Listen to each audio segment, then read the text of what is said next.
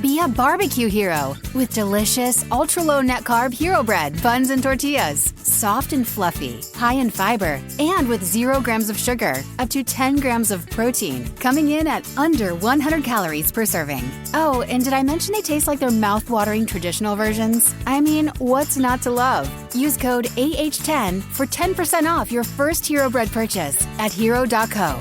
That's AH10 for 10% off at hero.co. Wine and Crime contains graphic and explicit content which may not be suitable for some listeners. Listener discretion is advised.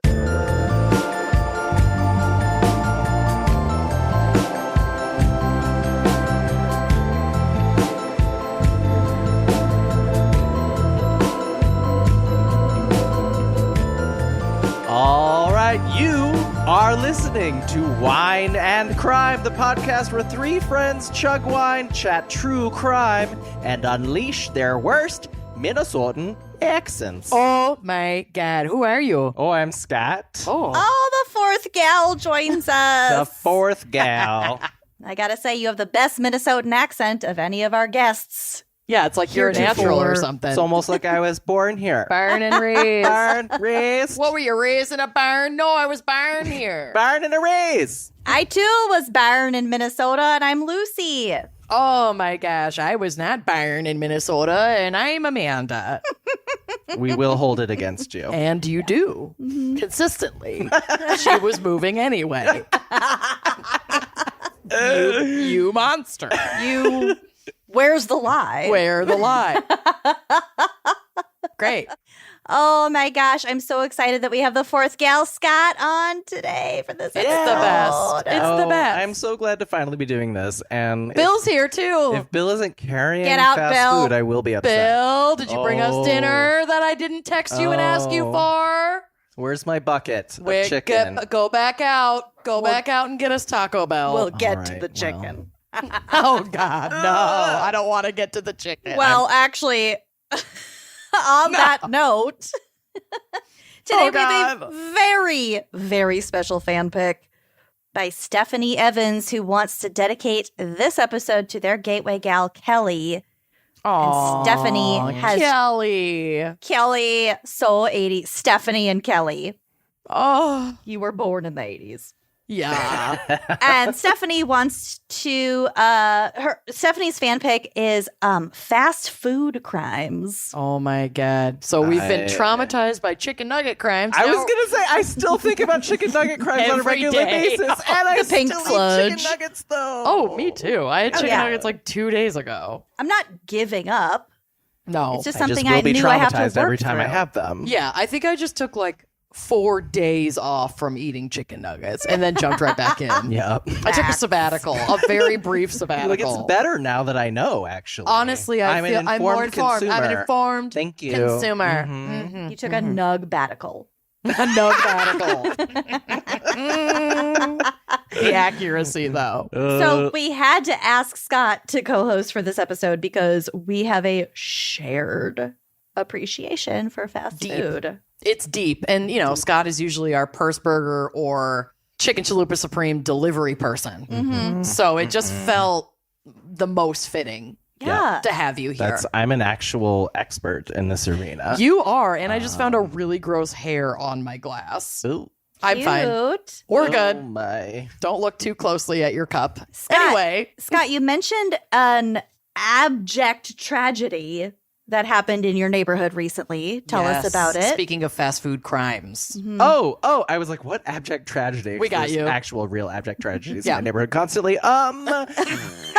It is that the McDonald's. So I bought a condo and I was like, one of the best parts is nary a few blocks from McDonald's. Like a block. Like the McDonald's down the street is just far enough that I feel okay about getting into my car and going to the drive-through. Got it. I could walk, but I won't. Yep. Why would you? At And what now time? I don't even have won't. the choice to do either because it's closed. Yeah. Are It's they closed. remodeling? It's for remodeling. Okay, But you so know what? she'll be back. I mean, I've been promised and heartbroken before, so She is one of the last McD's in the Twin Cities I that has know. not gotten that like mega upgrade. Yeah, well, Maybe why they're getting need a play It's place. always so busy. I don't know why they would upgrade it. I think it's a corporate thing. I think they're making it has to be cohesive. They're like consistent. the rats that live in the basement need to have, it's part of their union contract now. Correct. They have to have better digs. The rat union is extremely powerful. The rat lobby. The rat lobby. Big rat. Big rat.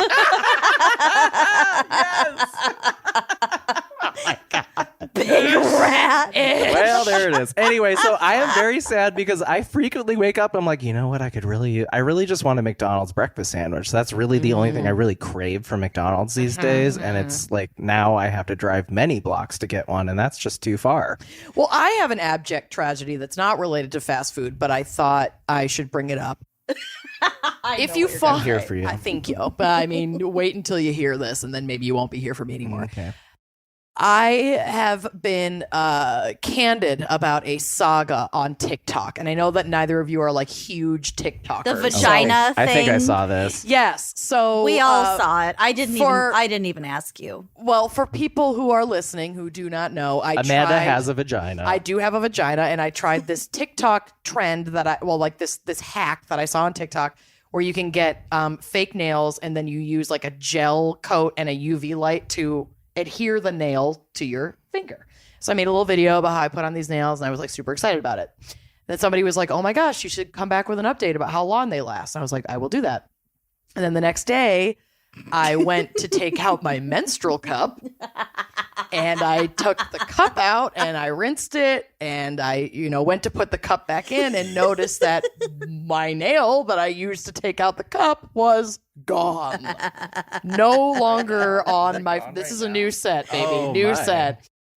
So I panicked momentarily, looked in the toilet bowl, couldn't see anything, but the toilet bowl ran red with the blood of my menstruation. So Right. even if Jesus even if it Christ. was in the toilet bowl, I probably wouldn't have been able to see it. So I was like, I don't think it's in there. It's probably fine. I got shit to do. Put the cup back in, whatever.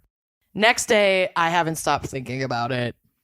I pulled the cup out, still no nail. I figured if the nail was in there, the suction of the removal of the cup might have taken it out. In your Canal. Vagina. canal. Yeah, Okay, honey. yeah. I In thought I your just like anal suddenly canal. struggled with anatomy. Yeah. Remember that one time we like looked at female anatomy and we're like, wait, what? what that's in me? Yeah. How does that work? Anyway, somewhere in my anatomy potentially is a fake nail, but I have come to the But it's conclusion. still adhered, maybe. No, she's loose. Does the gel work? What if you UV lighted down there? Oh my God, I won't be doing I'm here that. to help you. No, thank you. It's like a Bill- vagina dentata situation, but with nails. It's a vagina nail tata. But I Ooh, did like take a a frittata. ish. I did take Yum. a bath last night, and I digitally researched, and I came up empty-handed. So I think we're safe. So you've lost all the rest of your nails inside. All of my nails are. Empty-handed. I did have that moment where I was like, "Oh my God, I'm gonna lose another The fucking nail in remaining there." But 4 were but gone. these are still on. So anyway, that's my cup date for Great. Love everyone. it. Thank you. so much. Thank welcome. you. Thank you. Cheers. Should we drink now? I know that. Yeah, let's drink now and also just get back to the fast food because Right. Oh, right. right. that had nothing Right. to do with. I know. But it Anything had we're everything to do with it if you Nothing really think and about everything. it. Yeah, you eat with your hands. Yeah, Make that connection. if we did, pardon the pun, but if we dig far enough, we'll find a meaning. Ew. And You might find it if you like dig deep enough. Amanda, please, for the love of God, what's our wine crime pairing for Yes. fast Okay. food crimes? So our fan picker recommended a beverage that I didn't get. I don't know what it was. she's too busy with her nail. I was busy trying to figure out if there was a nail in my vagina. So that's how I'm linking this. I was too stressed. But I wanted to celebrate Scott being here. yes. And I did get some sparkling Prosecco Rosé in my Winc box. Yummers. I'm so thirsty. Yeah, so we're going to pop this open. This is Winc's Pizzaloto Fields Prosecco Frizzante Rosé. Pizza Fields is what I heard. Fields. Yep. And Pizza Fields forever. Pizza Fields forever. She's beautiful. She's medium bodied. She's 11% ABV, so on the lighter side. She's gonna have tasting notes of peach rings, pear, Scott's favorite. Literal I do love peach rings. Scott loves peach rings. A little bit of pineapple. It's got kind of a floral nose. I mean, it's so good. Who doesn't love Prosecco? There's also that like TikTok thing that's like, what's a drink of choice? Oh, a Negroni, Spagliato with Prosecco in it. It's on lesbian TikTok. You're clearly not on lesbian TikTok. Anyway, it's from House of the Dragon side. It's the actor who plays older Rhaenyra. Got it. Yes. Okay. Well, I am very, very excited about it. And it's also only 4 grams of carbs per serving. Good, because I already know. wasn't going to take insulin for it. Absolutely not. Why would we? Oh my God. The diabetics have joined forces. Yeah. Diabetics have entered the chat. Bill's here and will catch us when we pass out. Bill is here and has caught me when I've passed out. So Scott was also very wise to point out that this beautiful bottle pairs well with shellfish, sushi, fruits, and fries. Fries. Like Fries. from Fries. fast food Exactly. restaurants. There Does it is, say the that on the connection. bottle? It literally doesn't say it on the bottle, but it says it in says the Winc. fruits and fries. I thought it said fruit flies at Fruit first. flies pairs great with fruit Fruit flies. It flies. says it on the Winc website. And if you are not already loving Winc, you should check them out. They're an online wine club that delivers wine directly to your door. And you can get $20 off your first box if you head to trywinc.com/gals. That's TRYWINC.com/gals. Scott, would you like to hold my mic while I try to open this without killing you? Sure. Protect your good eye. Oh, God. I have neither good eye. Well, then just let her rip. I have such anxiety about opening a sparkling wine. It gives... I'm fully afraid right now. Really? Give me some Xanax. Well, yeah, I just feel like this is... I have that like fear of like dying in bizarre ways. This is one of those ways that I'm pretty sure I would die. I love it. All right, point this kind of right here, and I'm gonna... Right into my eye. It's not in your eye. Okay, ready? I'm not gonna hit you with it. Oh, God. I'm not Ken. Nice pop. It's a nice pop. Nice pop. Near you. Fucking That was relax. terrifying. It kind of I'm like Nathan Lane from The Birdcage. You are. Yeah. All right, hand me your glass, and I'll pour you a little. Oh, okay. One must have a hint of color. Hint of color. Oh, yeah. Agador Spartacus. Agador. Bill's our Agador Spartacus. He is. I love that you guys are drinking out of your Smurf glasses. I know. All of my... I clearly need to register smells so for good. wine glasses, obviously. No, you don't. I Because mean... in my experience, you get wine glasses, you break them. I know. I've broken all of my wine glasses. Like, that's what they're meant for. That's what... It's the wine glass lobby. It is. Keeping Big us. wine. Big wine. Big glass. Big glass. I'll Big just leave that riddle. here for when we need to top Are you off. drinking something, Lucy? Cheers. I'm currently drinking ice water because I had 3 drinks before we started with my lovely friend Nice. Ben. Hi, Ben. Ooh, hi, Ben. We love Ben. We really do. Ben's all right. I love it. Fuck you, Ben. Goodwill. Like, that's like dream life. That is the dream life. Yep. Speaking of the dream life, Lucy, do you want to give us our background and psych on fast food crimes? I sure fucking do. And yes, I do have psych. Ooh, okay. Ooh. So, fast food is a type of mass produced food designed for commercial resale with a strong priority placed on speed of service. I don't like resale. I like to imagine it's made fresh. I like a pre-sale. Nobody's slaughtering cows I out know. back of McDonald's. Okay. Well, maybe At they least will not the legally. new remodeled one next Oh my to God. me. What if they put a They have a slaughterhouse? stockyard. It's farm to table. It's God, Minneapolis' ick. first farm to table McDonald's. It's just the most bloody, parking lot, grotesque, farmed vile, and pink slime. Oh God. I would still eat there though. yes, of I couldn't course. stop myself. Chicken nuggies. I mean, How let's be could I honest not? with ourselves.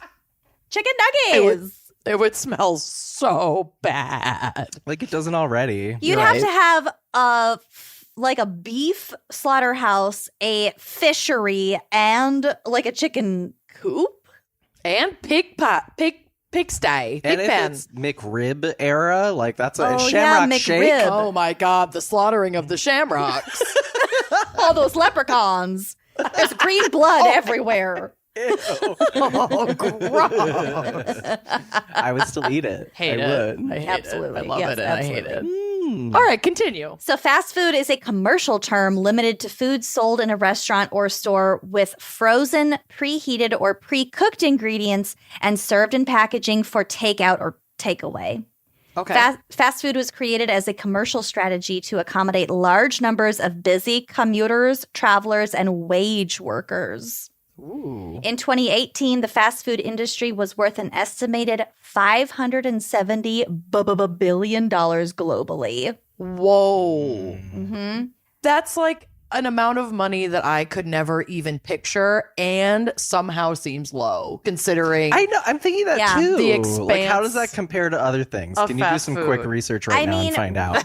Right now, as we record, the Powerball jackpot is at $1.5 billion. Bill bought Powerball tickets for the first time probably ever. So did we I. have you did? Oh. I have Oh. 4. We're splitting it among some other people. Probably should put that in writing before Saturday, but Meh. whatever. Yeah, we did the same. Bill did the same thing. He got like 3 or 4 of them. He has another friend who got a couple. Ooh, I can't wait for this to ruin your relationship Oh yeah, when you win. Well, absolutely. someone- Because You're like- it'll be his ticket, and he won't let me Exactly. have anything. I'm taking the lotto ticket. I'm taking the dumbass. dog. dumbass. I was talking to somebody about like, oh, it's $1.5 billion. And they were like, yeah, but like how much do they take out for taxes? And I'm Who like, cares? it's $1.50 ticket. If Yeah. I walked away with $5, I'm not I'd complaining. be happy. Right, Like- right. They Yeah, take you might out have- plenty in taxes, but you're left with enough to never work again. Like maybe you can't take generations. maybe you can't take like the Amazon penis rocket to space, but like sorry, you're gonna miss out on that one life experience.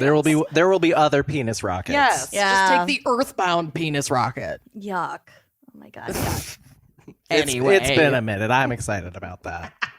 A Gallup survey showed 80% of Americans eat at fast food chains at least once a month, which And also that 20% seems were lying or babies. low. Babies. 20% are babies and can't chew. Mhm. Of course, restaurants have been around in some form since humans have lived in like developed societies, but it wasn't until the development of the U.S. highway system in the 1950s and 60s that fast food gained a foothold in American culture. Got it. Makes sense. Technically, White Castle was the first fast food restaurant founded in 1921 in Wichita, Kansas. Oh my My God. Is that why they God. use steam? Maybe. Oh, I don't know. it I'm just might making that up. be. It's from the steam engines that they took across the country. I hate Yeah, you. sure. The Why not? Transcontinental Railroad was the very first White Castle. They Yes, just dropped okay. off steam on the way, and that cooked the burgers. This is This a is really spot great on. idea. Yeah, spot on. I Yep. am a historian. Yep. An historian. An historian. And historian. At the time, most people considered the burgers sold at fairs, circuses, lunch counters, and carts to be low quality. Like burgers were just like, ugh, burgers. Many people thought hamburger came from slaughterhouse scraps and spoiled meat. Fine with me. But White It's Castle's delicious. well, White Castle's founders decided to change the public's perception of hamburgers. They built their restaurants so that customers could see the food being prepared. So People, like open kitchen. yeah, people love An to open watch. concept. They love to watch the assembly line style cooking, down to the griddle being packed with square buns and patties. So it's highly efficient. I've never been to a White Castle. Is it still open concept now? Because that's kind of bold. I don't Is it know like that it model-based? is. Okay. I don't think it is. But the fact that their burgers are square and their buns are square make the cooking way more efficient. I get So- it, but I don't like it. Well, even I It mean, freaks just me out. at the time, people were like, "Oh my gosh, I'm seeing the beef. It doesn't look spoiled. We're Mhm. being highly efficient. I'm getting my food in like under a couple minutes." Yep. So this just changed the public perception of burgers specifically.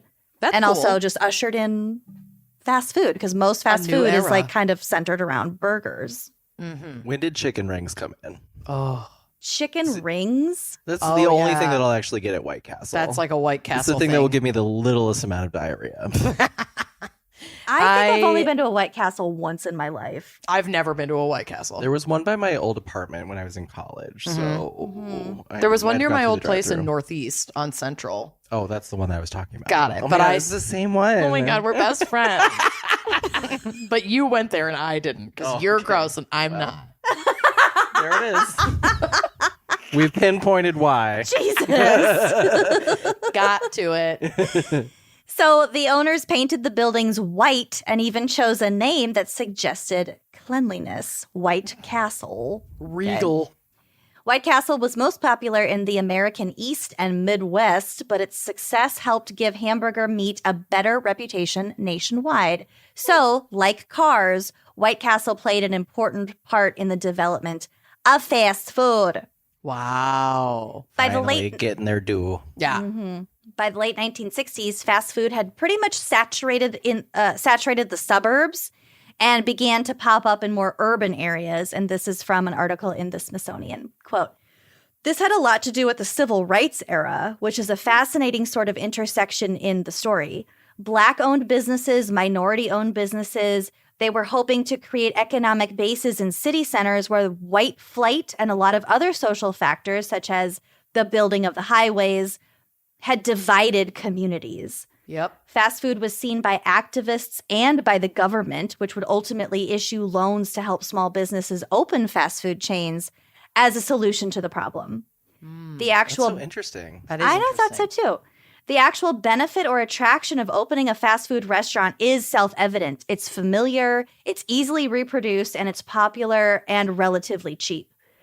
Its profit margins are higher than a lot of other businesses, particularly grocery stores. Oh, interesting. So this kind of created a perfect soup of all of these competing factors that united to help spread fast food within urban centers, and that's where they took off. And that is also why there are food deserts in the areas where they are.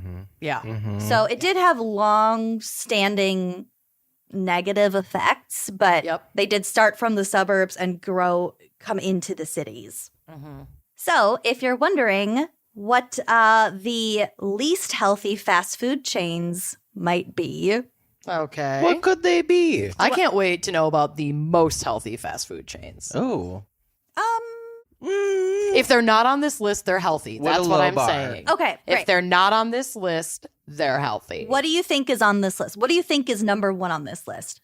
Of least healthy? Least healthy or most healthy? Of least healthy, I'd say McDonald's. Where's their like nacho cheese? Taco Bell. Okay. Those are okay. All right. Oh, well, I feel like a judgmental all right, but okay. I mean, Apparently I we're had But okay, all right, Taco no, it's fine, Bell don't worry for about it. lunch today, but whatever. I know. I'm hoping I'm Taco Bell's still- not on the list because that's the one that I pretend is healthy. So So we're that's gonna- the one that I have delivered to me by Uber Eats when I'm high and sad or high and happy. Or happy. Or Or sad. happy or sad sad or- or high Alive. if I'm breathing. Yeah. Okay, so number 10. This is the top 10. Number 10, coming in at number 10. Burger King.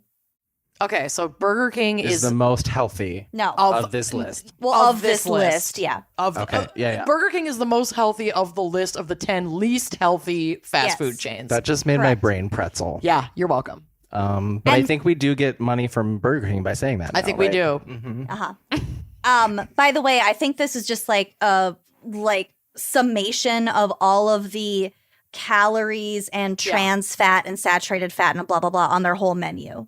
Yep. Okay. And salt. That's the Salt's the real killer, yeah. And sugar. There's a lot of sugar and like savory things, which is Yeah. weird, but whatever. Mm-hmm. Number 9 is Checkers. Never been to a I Checkers. don't even know if I've even heard Yeah, of what Checkers. is that? I don't know. Chubby Checkers? Amanda, maybe on our road trip next week, we'll find out. Let's look for a Checkers. Amanda and I are driving from New Jersey to Minneapolis and just taking a casual swing down through Louisville. And we are mapping our entire route by how many Waffle Houses we can go to. Yes. Also, world's And largest Checkers. basket. And now Checkers, yeah. And the world's largest basket, yes. Oh, okay. Yep. Need that. Gotta stop Blah, for blah, the blah. basket. Number 8, we have Chick-fil-A. Okay. absolutely hate the way that they spell their name. Well, and Chick-fil-A hates the gays, so fuck Chick-fil-A. All of their Chick-fil-A. politics are quite actually terrible. Deplorable, yeah. And their grammar and spelling. I hate it. Okay. Number 7 actually was surprising to me. Number 7 is Wendy's.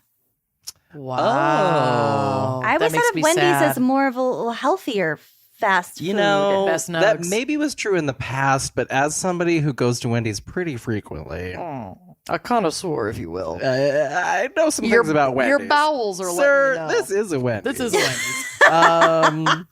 They're very salty, quite delicious, and there's always an add-on of a Frosty, because if you don't just also get I think that's the main part. It's like, here's an extra like 800 Why not calories. ice cream to dip Exactly. your chicken nuggets and Yep. fries in, Yep. which is the best. Why are we doing this right now? I don't know what the fuck we were thinking by Bill. not getting it. Bill, go get us Wendy's and Frosty. Well, when you said Scott was coming over to your house, I assumed you'd have a smorgasbord of all of this food. Oh, there's a Corey behind you.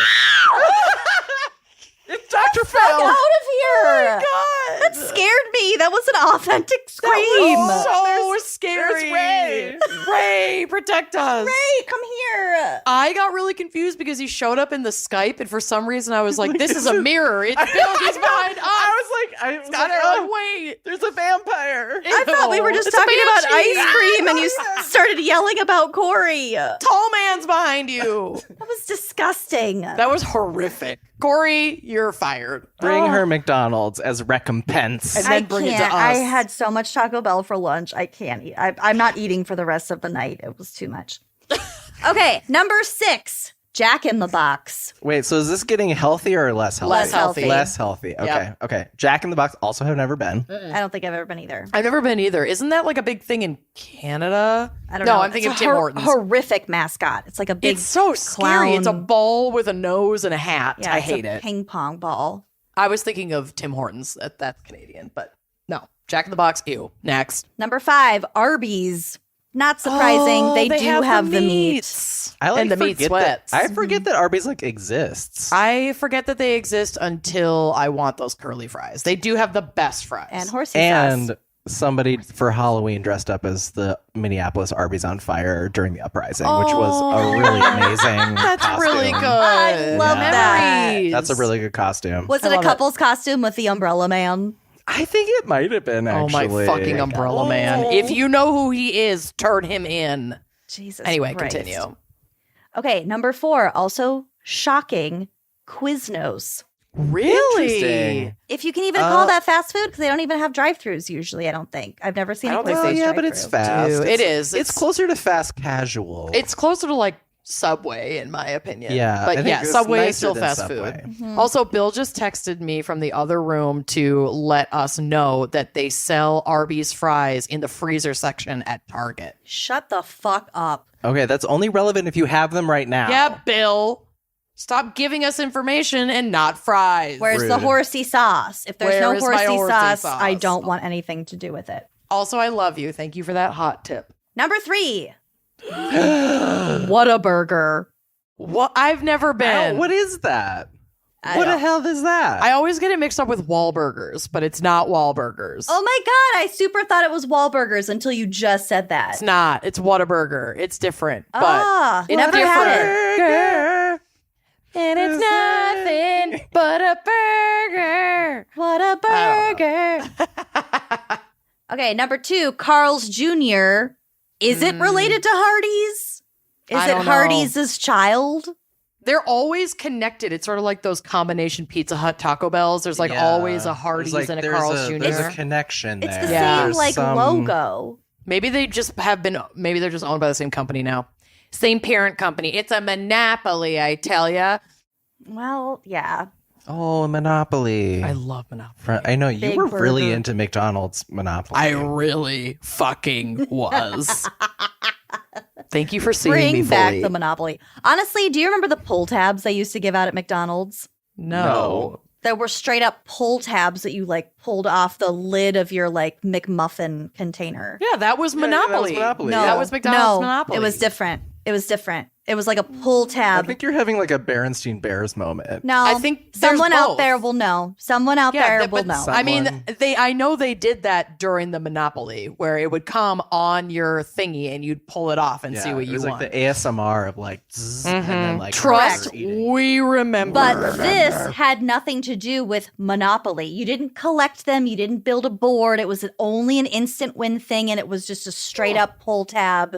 Well, card. they did have instant wins during McDonald's Monopoly, so we may yes, both be we right know. in combining the same thing. I think I'm right, but we'll wait for the emails to flood in. And we'll put them in Kenyon's folder because she isn't here. She'll never listen to this episode. Okay. Coming in at number 1. Any guesses? Any guesses? Number 1, Taco Bell. least healthy. No, I don't think Taco Bell could be the least Really? healthy. White Castle? Oh, yeah, we haven't heard White Castle. What? I'm gonna go. Well, wait, we haven't heard McDonald's We yet haven't heard either. McDonald's either. McDonald's. Yeah, probably McDonald's. I'm gonna go Taco Bell. I'm gonna go big. Okay. Okay, number 1, least healthy fast food restaurant in the U.S. is Sonic.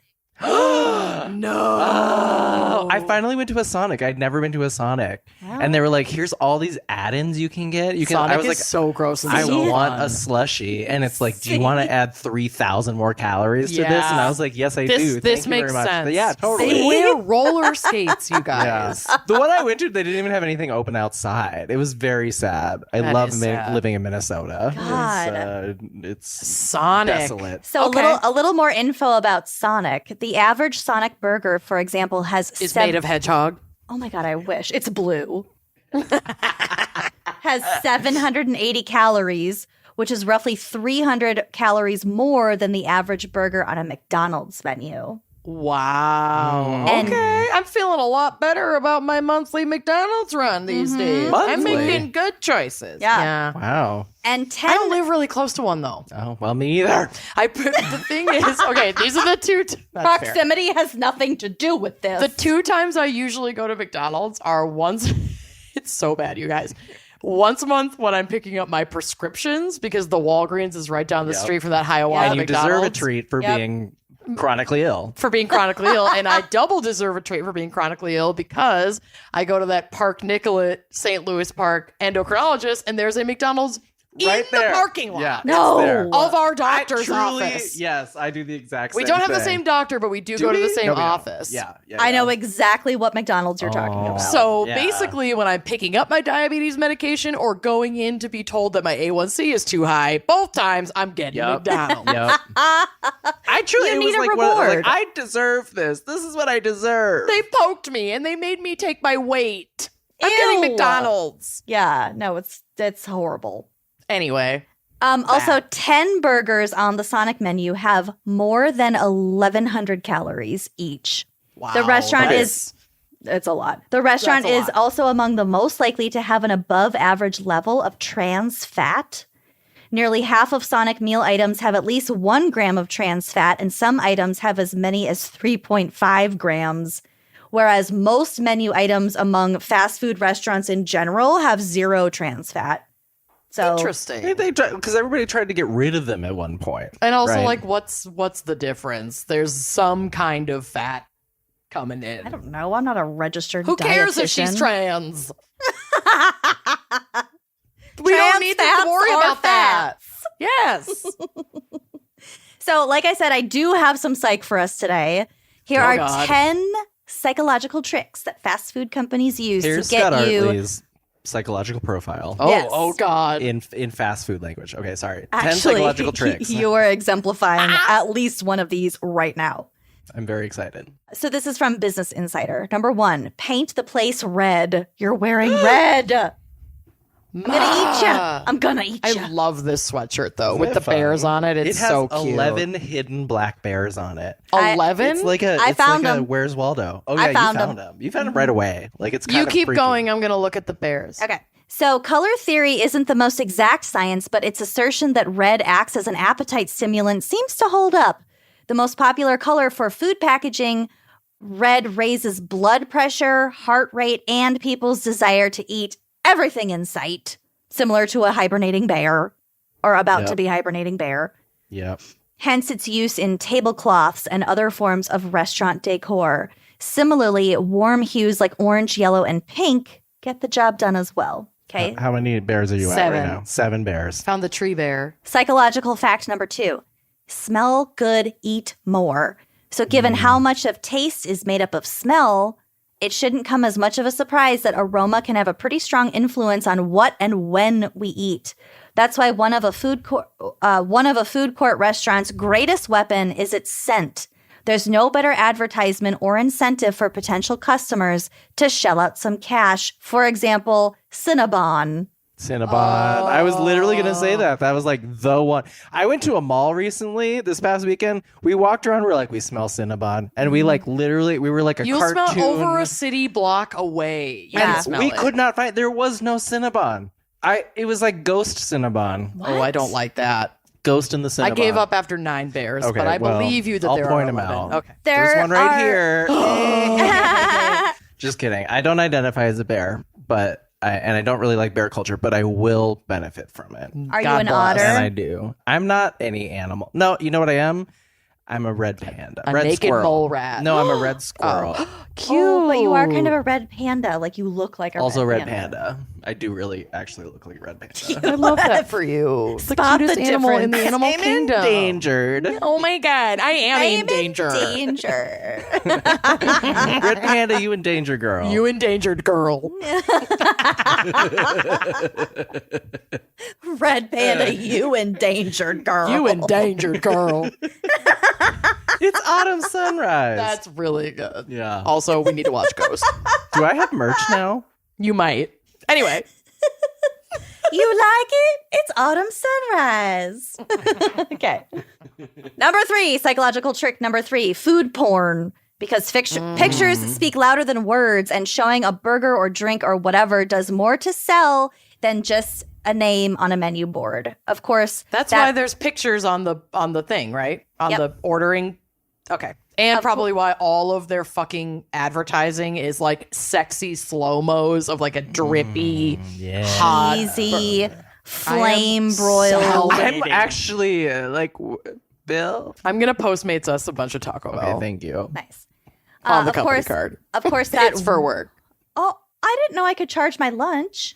No, well, I don't have the company card connected to my Postmates, or our accountant Yet. would have sent me to jail a long time ago. I don't know. We have a whole road trip coming up. It's This happening. feels like a valid use of company dollars. I agree. We can write it off. Continue. So, of course, that Whopper looks nothing like the one that comes out of the drive-through window. But, of course, at that point, you've already been sold. It doesn't matter that it looks like total shit once you get it. True. Number 4, a 2012 study from Cornell University. Ever heard of it? Yes, my parents went there. Found that I've heard Cornell is gorgeous. It's gorgeous. it's Cornell. Okay. Ithaca is A big gorgeous. lump of knobs. Okay. Cornell found that the dulcet tones of classical music, smooth jazz, and the like leads to diners sticking around longer and eating less, which means that it's in a restaurant's best interest to blast the music loud and keep the tempo high, ensuring turnover on precious real estate and instilling a sense of urgency, leading patrons to chow down as quickly as possible. Not the best move for customers' waistlines, but it is great for the restaurant's budgets. Yeah, it's like Katy Perry makes you just want to chomp down and get out. Absolutely. Okay, number 5, meal deals.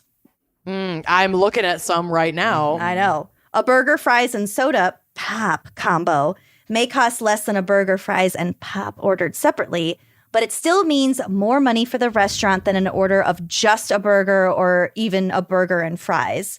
It's the best of both worlds. The customer thinks they've scored a deal while the restaurant moves an extra vending machine's worth of Coke every day. Whoa. Whoa. That's a lot. They That just sounds sell great. more product gets out the door, and despite no matter how you package it, they're still making more money and they're still offloading a bunch more products. That's the one thing about Taco Bell that is upsetting. That while the Baja Pepsi. Blast is phenomenal, it is a Pepsi restaurant. I don't like it. I don't like it one bit. It bothers when I'm me. going to consume 1 million calories, I'm going to save it on getting some pretend sugar in me that ultimately will still mess up my body. Yeah. Mainlining Yep. that sweet, Yep. sweet fructose. Mm. Okay, number 6, bright lights. Mood lighting may provide ambiance, but fluorescence, or at least full lighting, sends the same grab the food and go message that cranked up high-tempo music does. GTFO, through lights. So, for example, at Chipotle, everything is like stainless steel and highly reflective, which A, makes it seem cleaner, and B, just bounces more light around. It makes you want to get the fuck out of there sooner. Number 7, keep your options limited, but not too limited. Formulating a fast food menu is something of a Goldilocks game. Too many options and customers are overwhelmed. Too few and they don't feel like there's enough to choose from. So the sweet spot for casual joints, according to a study published by UK's Bournemouth University, is somewhere around 6 items per menu category. Fine dining establishments can go up to about 7 to 10. Okay. That was it. When I was at Sonic, I was overwhelmed by the number of choices. It's too much. It was too much. So here's where I go to my actual expertise. I was an anthropology major, and one of the people in my department was like famous for studying post Cold War Russia and like the sudden movement into capitalism. And there was this like iconic image of all these old ladies like at the supermarket being like, I don't know what laundry detergent to choose. Like I didn't have choices before, and they just sort of like stare. And I feel like that is capitalism, Mama, where it's like there's actually too many choices. There it is. Are you just trusting me to order a bunch of Taco Bell? Yeah, I can't multitask like that right now. Got it. Do you want me to tell you my order today if it influences you at all? Yeah, what did you get? I got the number 6, which was 2 chicken chalupa supremes and a hard shell taco. Obviously. Who would order a chalupa and not supreme it? I know. That's just bizarre. It shouldn't even exist. No, it really shouldn't. Also a side of Fiesta potatoes and also an extra chicken quesadilla because those reheat really well. Oh, good point. Not that we're really going to need to reheat anything. Yeah, no. I know. I want nachos and cheese. Like, I feel like it's such a weird Getting a nachos Bel order. Grande. I also got a vegetarian Mexican pizza, which is back on the menu. Nice. Honey, I will take good effing care doing. of you. This ain't my first radio. I trust you. Radio. Nachos Bel Grande, add. I love our whole relationship is just repeating radio and like weird things that we said, and then other people just send you money for Our doing forces, it now, which is so wild. You're Wild to me. welcome. You're welcome. Okay, trick number 8, descriptions. For every kind of food, there's a whole set of cliched adjectives to describe it. So coffees are aromatic, beef sizzles, ice cream is rich. Including some descriptive copy adds extra appeal to a dish, and ethnic-sounding names can bring an aura of authenticity. So when you go to Chipotle, for example, you want like barbacoa or something like that. Yep. And you don't really know what it is, maybe, but you're like, oh yeah, that is authentic. It must be I'll have fresh. the barbacoa. Babacoa. Okay, number 9, same dish, different sizes. So this is a form of the bracketing effect, whereby providing 2 different prices for the same item makes the lower price look more affordable by comparison, especially when the higher price for an item is so absurdly large that most people won't order it anyway. So, for example, a venti coffee drink at Starbucks, too big. It's too big. Yeah, it's not it anything is. I you get it want. all the time. My caffeine addiction knows no bounds. Do you know there's an even larger than a venti? I can't even remember what it's called. I found it online. I was like, this is ridiculous. Trenti? Super venti. I will have Trenti. one. I think it is a Trenti. I made that up. I refuse to use the Starbucks thing. I know. I was like, I'll have a large. I know. always use small. And I medium, sometimes large. I feel like they give me a little wink, like, yeah, you don't buy into this shit either. I know. No. Yeah. I'm I've ordered cool like mom. I've ordered I'm like not a a regular man. like a small or whatever I was ordering, and they're like, do you mean a, I don't even know the other sizes. Like, do you mean a venti? No, I mean a small bitch. Whatever the smallest one is, I want to get it and get the fuck out of here as soon as possible. The Katy Perry soundtrack. Exactly. Effect. So these smaller items generally yield more profit. So if people don't order the big ones, it doesn't matter. They're just they're trying to sell the small ones anyway because they're more profitable. Right. And number 10, manipulating the menu design. There are a ton of tricks outlined by William Poundstone in his 2010 book, Priceless, The Myth of Fair Value and How to Take Advantage of It. Most of them employ classic visual misdirection, such as placing high-priced items in the top right corner, because that's where the human eye goes to first. And quote unquote burying the cheap or less profitable items in the bottom left. Okay. So, and also simply making an item bigger or putting a box around it has the power to boost its sales exponentially. Yeah. Wow. Because you think it's special, it's limited time, it's like their featured thing. There But is no, they no just, such thing as free will, there's honey. just a box around it. We're boxed in by our own psychology. We are just tragic meat computers programmed to function. Meat and computer. eat Poorly. Fiesta potatoes. Oh, I didn't order Fiesta potatoes. Oh, They're that's not okay. that good, honestly. They're not that good. I gotta really say, my Fiesta potatoes earlier, they had the nacho cheese sauce, and the nacho cheese sauce was a little, shall we say, sour? Be a bit much. Yeah, it can be a bit much. It Tell was me about all of really- your regrets. It was really like stadium style queso. Not I great. kind of like that. I kind of like Well, that. we'll have though. some of that on our Nachos Bill Grande. So it's Okay, not like you're not sweet. going to get any we have- stadium style queso. Do we have an ETA? I need to also take some insulin. Like a half hour-ish. Okay, perfect. Also, speaking of Taco Bell, I brought this out. I wanted to show you my dish of Diablo sauce that I just sauces. I keep this in my kitchen because I love Diablo sauce. Shit. I have about 30 I fucked have about up. 25 30 packets of Diablo sauce right here. Wow. I will never financially recover from this. Well, that's fair. Maybe you could call and have them throw it in I'll the see bag. if I can contact my driver. do they take call? They might take a message. Maybe. I'll figure this out. Okay, so do we really want fast food to be healthier? Like what with the plant-based Burger King burger, which I haven't tried, but I'd totally be willing to. There are some like meatless burgers that are delicious. Mm-hmm. But in general, people don't respond too well to suggestions of making American fast food any healthier. Yeah. So in an interview with Smithsonian, this is what author Adam Chandler had to say. Not Adam Sandler, Adam Chandler. Chandler. Got it. There have been efforts across the decades to push fast food to change. In the 1990s, Kentucky Fried Chicken shortened its name to KFC because the word fried was actually considered to be a bad word. Ooh, Huh. ooh. Oh. So in Adam Sandler's book, he talks with journalist Michael Pollan about him having conversations with some of his what? We're best friends. I'm best friends with Michael Pollan. You've heard of Michael Pollan's No, work? I've literally read a book by Michael Pollan. Oh, Have you I not? I know nothing of Jon Snow. Oh, Michael Pollan's written a bunch of books about food and production and plant-based diets and things like that. Never heard of him. Continue. That tracks with your diet, though. Sure so. does. He's got a bunch of really good books. Anyway, talked with Michael Pollan about him having conversations with some of his acolytes and his followers, basically asking them, how would you feel if one day you woke up and McDonald's was all organic, no GMO, and no high fructose corn syrup? Ew. And the people responded that they would be disappointed. So there's an emotional component to it, which is that we like fast food to be an indulgence, a treat, a kind of unhealthy, guilty pleasure. A lot of people just don't want the food to change. It's not something that the core fast food consumer is really sweating in a way that you maybe hear about more on the coasts or in certain enclaves where the focus is more on changing dietary habits and improving the food systems. So overall, I don't really want it to change. If you want fast food to be healthier, don't eat fast food.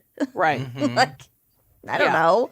Obviously, I'd like to have the options for healthier fast food, For but sure. I probably won't go to them. And also, like, we are approaching this from a more privileged space because if you are in a food desert where your only option or like one of your only options is, say, McDonald's, it would be great to not have to order the same super high fat, super unhealthy shit every time. But Or if it could be more affordable to eat healthier. Exactly. I think that's actually the outcome that would be great. yeah, I think what I'm personally more concerned about would be ethics within the production, like supply chain, and kind of going hand in hand with that, reducing single-use plastics. Because for whatever reason, McDonald's, at least my neighborhood McDonald's, has gone from paper cups to all plastic cups with a plastic lid and a plastic straw.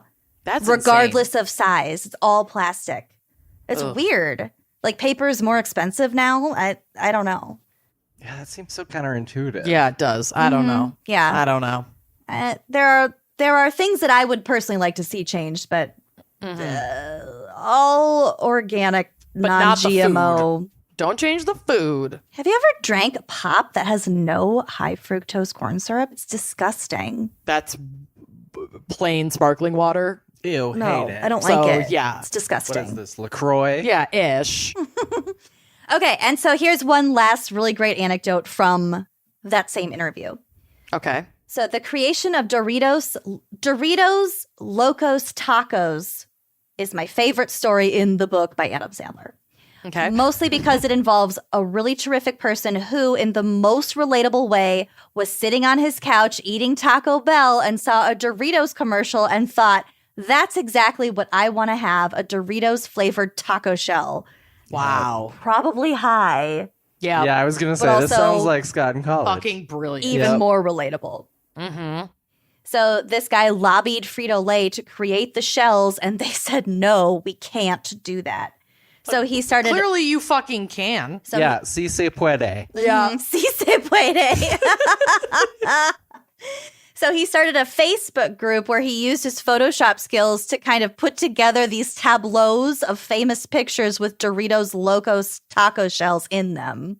Brilliant. A lot of people started paying attention to it, and Taco Bell, which had actually created the idea 20 years before, but had shelved it because of Shelled it. Because Shelled it. Frito-Lay was like, nah. because of corporate infighting, whatever that means. Who knew this was boys so being boring? boys. The boys club. So Taco Bell was planning to release the product, and and Coming soon. brought this guy along for the journey. It was a really, really fascinating, beautiful story. This is a quote.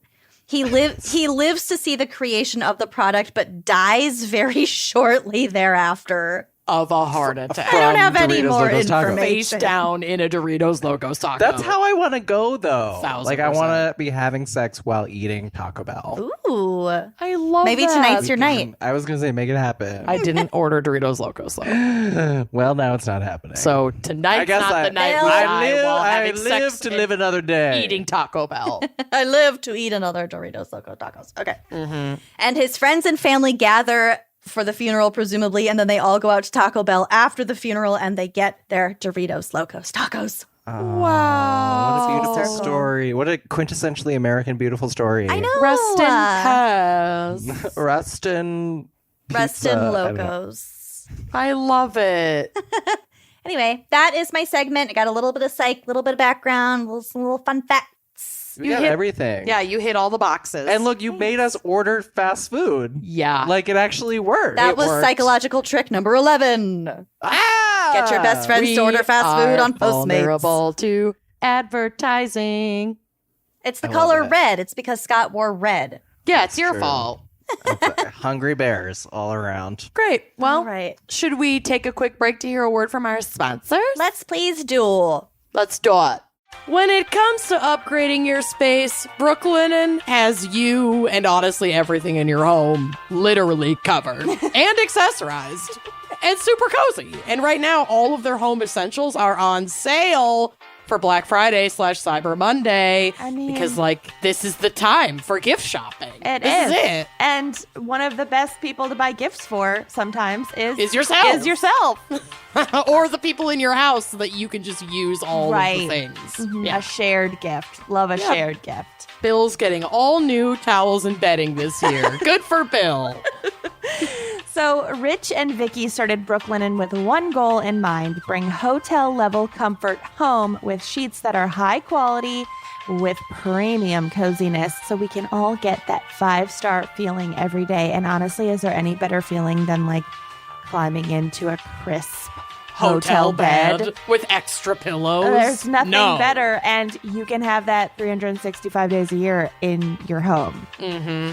So Brooklinen is known for sheets that literally win awards, and the hits for home keep on coming.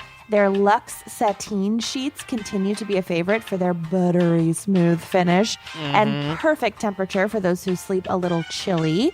And their weighted blankets are like wrapping up in a hug whenever you need it. It is the perfect size to bring comfort to any corner of your space and just the right weight to put your mind and body at ease. And this Black Friday / Cyber Monday is the perfect time to commit to the comfort you're craving or gifting because every bit of it is on sale. You guys, my whole home, everything is kitted out in Brooklinen. Yeah. I got the bedding, I got the sheets, I got the towels, I got the robe, I got the loungewear, and I love all of it. I would recommend every single item. And even though comfort is a reward in itself, the Brooklinen Rewards program means that you actually get points for your purchases too. Oh, I could have racked up so many points by now. Oh, yeah. Along with free shipping and exclusive deals, so just sign up and let those points roll in. The holidays may be hectic, so why not embrace the ease wherever you can find it? Brooklinen has bundles for bed and bath that put all the essentials in one place and save you money. What's not to love about that? So make your holidays even happier with help from the internet's favorite, Brooklinen. Brooklinen's Black Friday / Cyber Monday sale is only for a limited time, and the deals don't get better. And if you happen to have missed out, use promo code GALS. Visit brooklinen.com and get $20 off, plus free shipping on orders of $100 or more with code GALS. That's BROOKLINEN.com. And treat your sheets. Treat them. Are you struggling to find the perfect present for everyone on your list? Want to give something personal and meaningful and not just something that will be regifted next season? Oof, I am a consummate regifter. Yeah. I get a lot of bad presents. Well, with canvasprints.com, you can easily turn the photo memories on your phone into the perfect gift for everyone on your list. And Canvas prices start at just $10.84 for an 8x8 print and just $11.99 for a mug. Oh, I love a custom mug. me too. So you can really afford something for everyone. Oh my gosh, I'm obsessed with this. It's super intuitive. It's easy to use. You just upload your photo, you pick your product, and you add to cart. So like, I wish that I had this a couple years ago when I commissioned a custom painting of me and Bill and the pets. You would have put that on everything. I would have. Imagine the mugs. And I did order it on a canvas, like printed on a canvas locally, but I spent a lot of money to have that printed on a canvas. Would have been way more affordable with Canvas It would've. prints. I could have saved a ton of money, and it's artist quality prints and products at an exceptional value. So these are the highest quality custom canvas prints at the lowest price. They have outstanding customer service with a 100% money back guarantee. So there's really no risk here. You're gonna be happy, or they're gonna take care of you. They have quick shipping, which I know is like something we all fret about during the holiday season. Most orders ship within 3 to 5 business days. So the turnaround is lightning fast. Love it. We do recommend you shop early to ensure delivery before the holidays, because orders placed after December 13th may not be delivered by Christmas with standard shipping, but that's okay because we got plenty of time. You can get that order in before the 13th. Yeah. And they don't just do mugs and amazing canvas prints. You want a custom pillow with your long distance lover's face on it? Yeah. They got you covered. You want coasters so you can put your hot coffee down on Grandpa's mug? They got you covered. You can make a custom photo puzzle. Okay, I'm obsessed with that. Oh, I love a custom puzzle. Christmas ornaments. Yeah. I mean, they Mouse thought pads. of everything. I can't. I'm so excited. I love it. And right now, canvasprints.com has a special offer just for our listeners. Go to canvasprints.com and use code GALS25, GALS25, to get 25% off your entire order of canvas prints, canvas wall displays, metal prints, photo tiles, photo blankets and pillows, and much more. Find the perfect holiday gift for everyone on your list and save with this amazing offer. That's canvasprints.com and use code GALS25 for 25% off your entire order. And treat your gift. Treat them. All right, Scott, are you ready to take on Kenyon's mantle? And literally never. Okay, fire away. I'm really excited. No, I'm excited. This is a fun story. Is I'm excited. He says confidently. That's my entire life. I'm excited to present this because it is a pretty interesting story. All right. So, London Greenpeace. No, not that Greenpeace. Oh, God. Was a small anarchist environmental collective that was formed in 1972. Okay. The group is actually unaffiliated with Greenpeace International, which formed actually around the same time. In fact, they were the London Greenpeace was adamant about remaining independent of the larger Greenpeace, which they saw as being too, quote, centralized and mainstream for their tastes. This is giving me like World Wrestling Federation versus World Wildlife Yeah. Fund vibes. Yeah. Is that a thing? Yeah, the yeah, WWF WWF. had to change Oh. to WWE because the World Wildlife Fund was like, you can't call yourselves WWF. That's We're our more acronym. important. I Yeah. don't want to live in this reality Exactly. anymore. Okay. Well, welcome. You're in it. Add it honey. to Well, the okay. list of realities. We are on the we worst don't we're want to there. live in. It is the worst timeline. In this worst timeline, a London postman named Dave Morris had gotten involved with the group in 1978 by joining their protests against nuclear power. And by 1982, he was regularly attending meetings. Okay. Greenpeace London's main activity, though, was producing and distributing leaflets. Oh. And in 1986, they turned their focus on McDonald's. So they're like leafleting at McDonald's. We're going to leaflet. Okay. We're not going to leaf, we're going to leaflet. Okay. They're Leaflet leafleting and let at, go. They were leafleting at McDonald's or about McDonald's? They're focused on McDonald's. I think also in front of McDonald's. So probably about Both. McDonald's and at McDonald's. Both. within They're McDonald's. targeting McDonald's. I'm guessing it was only in the bathrooms because that's where you really make the message proliferate. I like this. They created a 6-page leaflet titled "What's Wrong with McDonald's?" I'm sorry, Everything. That's barely a leaflet. That's a book. That's a small book. Well, get ready. This is literally a whole book about that. What's wrong with McDonald's? Everything they don't want you to know. Ooh. The leaflet accused the fast food company of a wide array of wrongdoings, including exploiting children with advertising, promoting an unhealthy diet, exploiting workers, cruelty to animals, and contributing significantly to ongoing damage to the environment. Okay, I mean, they're not wrong. Where's the They're lie? super Right. not wrong. They distributed several hundred copies of this leaflet outside the McDonald's in London's Strand. I assume Strand is a neighborhood. London upon Strand. Great. That's where, Will Shakespeare's from. It's somewhere so X amount of miles from Peniston. Strandford upon Exactly. Avon. Got it. So numerous members of London's Greenpeace were involved with producing and distributing the leaflets, including Dave Morris and 21-year-old Helen Steele. Sounds like a Classic comic Helen. book character. A comic book character or like Environmental activist. or pornographic star. It's such a boring name for Helen porn. Steele. Helen Buns Helen, Steele. a porn star named Helen. I like it. It I- taps into a more wholesome demographic. Your granny fetish. She's the It is. It taps the into por- my granny fetish. the porn star that launched 1,000 ships. Exactly. Helen of Steel. Helen of Steel. So Helen of Steel was a gardener and bartender who had only recently joined the group. A bartender. She's a bartender. Guard. New life goal. The group was also involved with multiple other causes, but it was the McDonald's leaflets that would set off a chain of events far beyond what the group could have initially imagined. The leaflet. The leaflet! At first, McDonald's response to the leaflet campaign seemed subdued, especially for a company that was known for taking legal action against anyone and everyone who criticized them. In fact, McDonald's had hired 2 firms of private investigators to infiltrate London Greenpeace and find out how the group operated and, most importantly, who was responsible for the production and distribution of the leaflet. The leaflet. But her leaflets.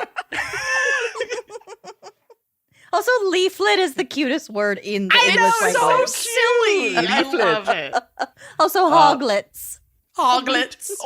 I just listened to that episode. Are Sometimes I hoglets listen. not the cutest thing? I love that. I love it too. It's what I'm Sometimes now I looking for in a boyfriend. Sometimes you have to wrap a hoglet in a leaflet to make sure it is warm enough to survive the night. Stays warm.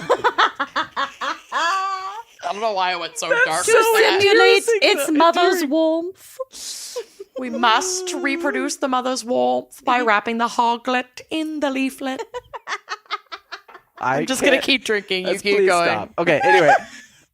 So they hired private investigators to find out who's doing this leaflet. Because London Greenpeace was just a loosely organized collective, not an official entity of any kind, McDonald's could not sue them as a group, meaning that they would need to bring legal action against specific individuals. Oh, They'd make it personal. okay. So in total, there were 7 McDonald's spies infiltrated by the group. McDonald's spy. Can you imagine? Tell me you have too much money without telling me I you have know, too much money. right? They're all From wearing 19 clown wigs. Oh, yeah, they'll Big never know. red shoes. You guys like Smell of French fries. Yeah, Do you guys smell that? It's like French fries. No, don't worry about it. it's fine. So there were 7 McDonald's spies. That's what I'm going to be for Halloween next year. 7 McDonald's 7 spies. McDonald's spies. 7 McDonald's spies for 7 brothers. McDonald's. And a partridge in a pear tree. Done. Okay. So 7 spies infiltrated the group. They attended meetings, got fully involved in activities, which included distributing these anti-McDonald's leaflets, and eventually compiled a list of names and addresses to give to the higher-ups in the company. In 1990, McDonald's sued 5 members of London Greenpeace for libel. The They company, caught 'em. They got him for libel. The company demanded that the members retract all claims in the leaflet and apologize or face going to court in order to prove the allegations were true. Okay. 3 of the activists decided to just take the first option. They denounced their involvement with the leaflets and apologized like people. wussies. They denounced involvement and apologized. Okay. They denounced their involvement and apologized and probably I'm sorry you feel like I was involved in this, but I wasn't. And have a great day. they probably Did it. they probably got some fries out of it though, which like I would Dumb. Worth it. launch 1,000 ships into my McDonald's drive-thru. But the other 2, so there are 2 other ones, David Morris and Helen Steele, decided they would not back down without a fight. And they won't back down. I knew that was gonna come. This is like partially why I went into this but I don't know why I like got a southern accent all of a sudden. There ain't no leaflet way out.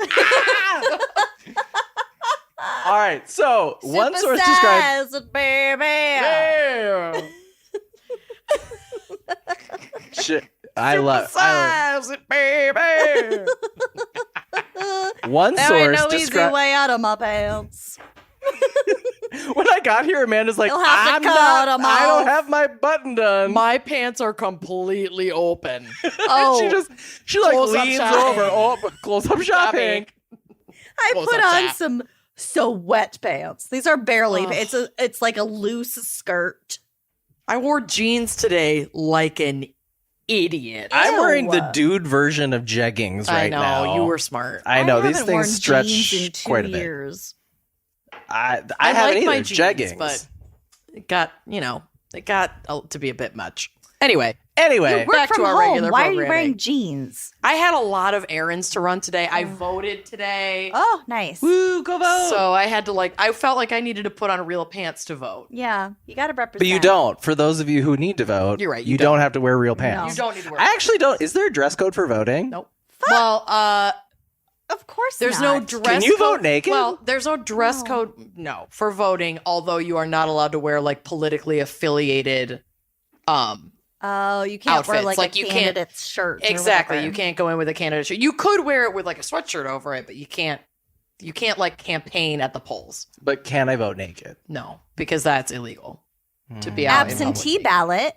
You Oh, could- that's yes, a good point. there you Okay, go. thank you. The loophole. Vote absentee. There it is. There it is. That's what I did. The loophole, the nude loophole. The nude loophole. All right, so McDonald's at the time was raking in 30 billion a year in worldwide sales. Helen Steele, just in comparison, was making about 65 pounds a week, working part-time in a bar, and David Morris had lost his job as a postman and was the sole caretaker of his 4-year-old son. Oh, Yikes. We're not rich people. No. In the years immediately preceding this case, McDonald's had threatened to sue more than 50 organizations for libel, including television news channels and several major publications. All of these organizations had apologized and settled rather than face trial. Okay. Big McDonald's. Big rat. Big dong. No. Big dong. Big clown. Big dong. I don't know. I'm not well. Big clown. Big clown. Oh, how dare you. Big clown. As was policy for libel cases, Morris and Steele were not eligible for any legal aid, which I think is wild. And so, when the case finally went to trial in 1993, they were responsible on their almost non-existent budget for proving in court that each disparaging statement made in the leaflet was substantially true. So they had to prove that it was true. What was in the leaflet was true. They had to prove that. Mm-hmm. Well, they did receive donations from sympathetic members of the public, so they raised about £40,000 toward their legal expenses. Because it's not that bad. That's Also, pretty good. pretty good. But not going to be enough to stand up to Big Donald. Well, exactly. big clown. Big clown.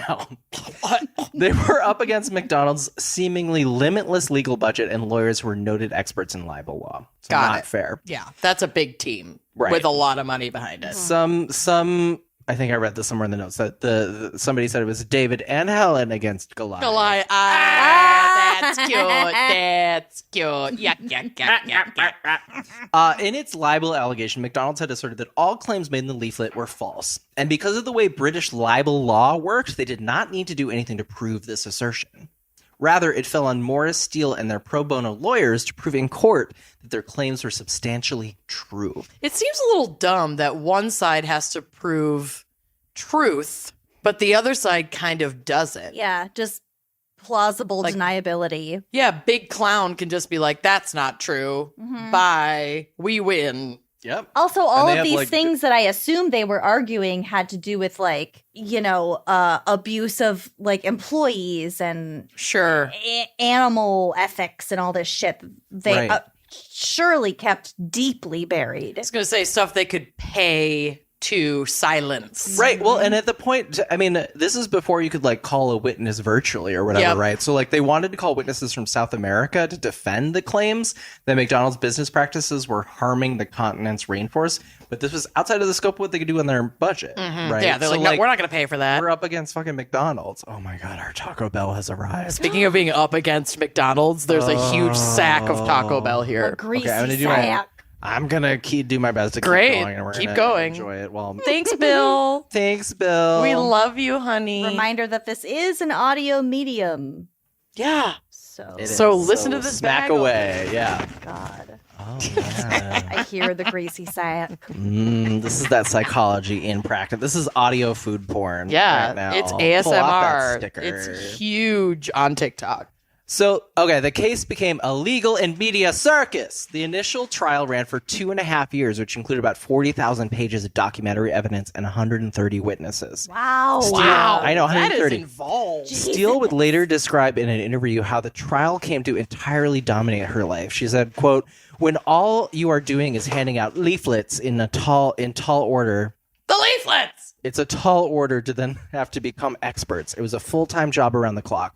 We got home from court. We had to prepare for the next day. If I had known what was involved, I'm not sure that I would have gone ahead."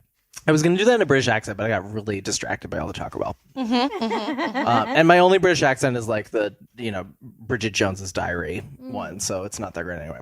But things were not going great for McDonald's either. Uh-oh. Despite their massive financial advantage, the main effect of the trial so far had been a huge increase in negative media coverage and public awareness of the accusations in the leaflets. The leaflets. The leaflets worked. The leaflets leaflets work, worked. people. Okay. Riots work. Yes. Activism, baby. Make it happen. By 1995, they were ready to settle and put the whole episode behind them. At this point, it had been 10 years since London Greenpeace had distributed the leaflets. McDonald's offered to drop the case and donate a sum of money to the charity of Morris and Steele's choosing if the pair would stop criticizing McDonald's publicly. Okay. In the meeting, which was secretly recorded by Morris and Steele, McDonald's emphasized that they could continue to criticize the company privately to friends, but must cease speaking to the media or distributing leaflets. Leaflets. Steele and Morris wrote a letter responding to the settlement A offer. letter is not a leaflet. Correct. A house is not a home. Got it. A letter's not a Without a leaflet. leaflet. Steele Morris wrote a letter, not a leaflet, responding to the settlement offer in which they said they would agree to these terms if, quote, McDonald's ceased advertising its products and instead only recommended the restaurant privately to friends. They used their own. Clap back. Oh, I like that. I like that. Yeah. Take that, big clown. Yep. Big clown. Big Suck clown. it, big clown. Finally, in June of 97, the judge in the case delivered his verdict. He ruled largely in favor of McDonald's, finding that the claims in the leaflet that the company was responsible for starvation and deforestation were false and libelous. Huh. However, he also found that Steele and Morris had, in fact, proved that several of the leaflet's claims were true, Uh-oh. including that McDonald's endangered the health of their workers and customers by, quote, misleading advertising, and that they, quote, exploit children, and that they were, quote, culpably responsible for unnecessary cruelty to animals, and were hospital unionization and paid their workers low wages. So all of that Yikes. stuff, yep, that's true. Oh, dear. Wow. Well, I mean, I'm not super shacked, but... So as a partial win, the decision ordered Morris and Steele to pay £60,000 to McDonald's. Okay. But the pair didn't have that money to pay Right. that, and it was a completely insignificant amount of money to the company. The McDonald's had spent approximately £10 million in legal costs. $10 million! Oh, my God. We can't solve world hunger. Right.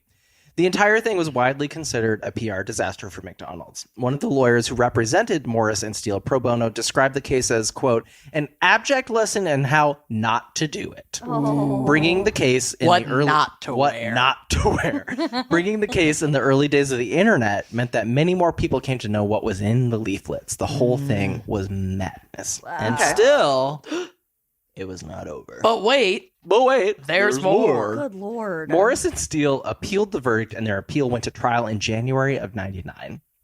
This time, several more arguments were decided in favor of Morris and Steele, and the amount in damages they owed McDonald's was reduced by £20,000.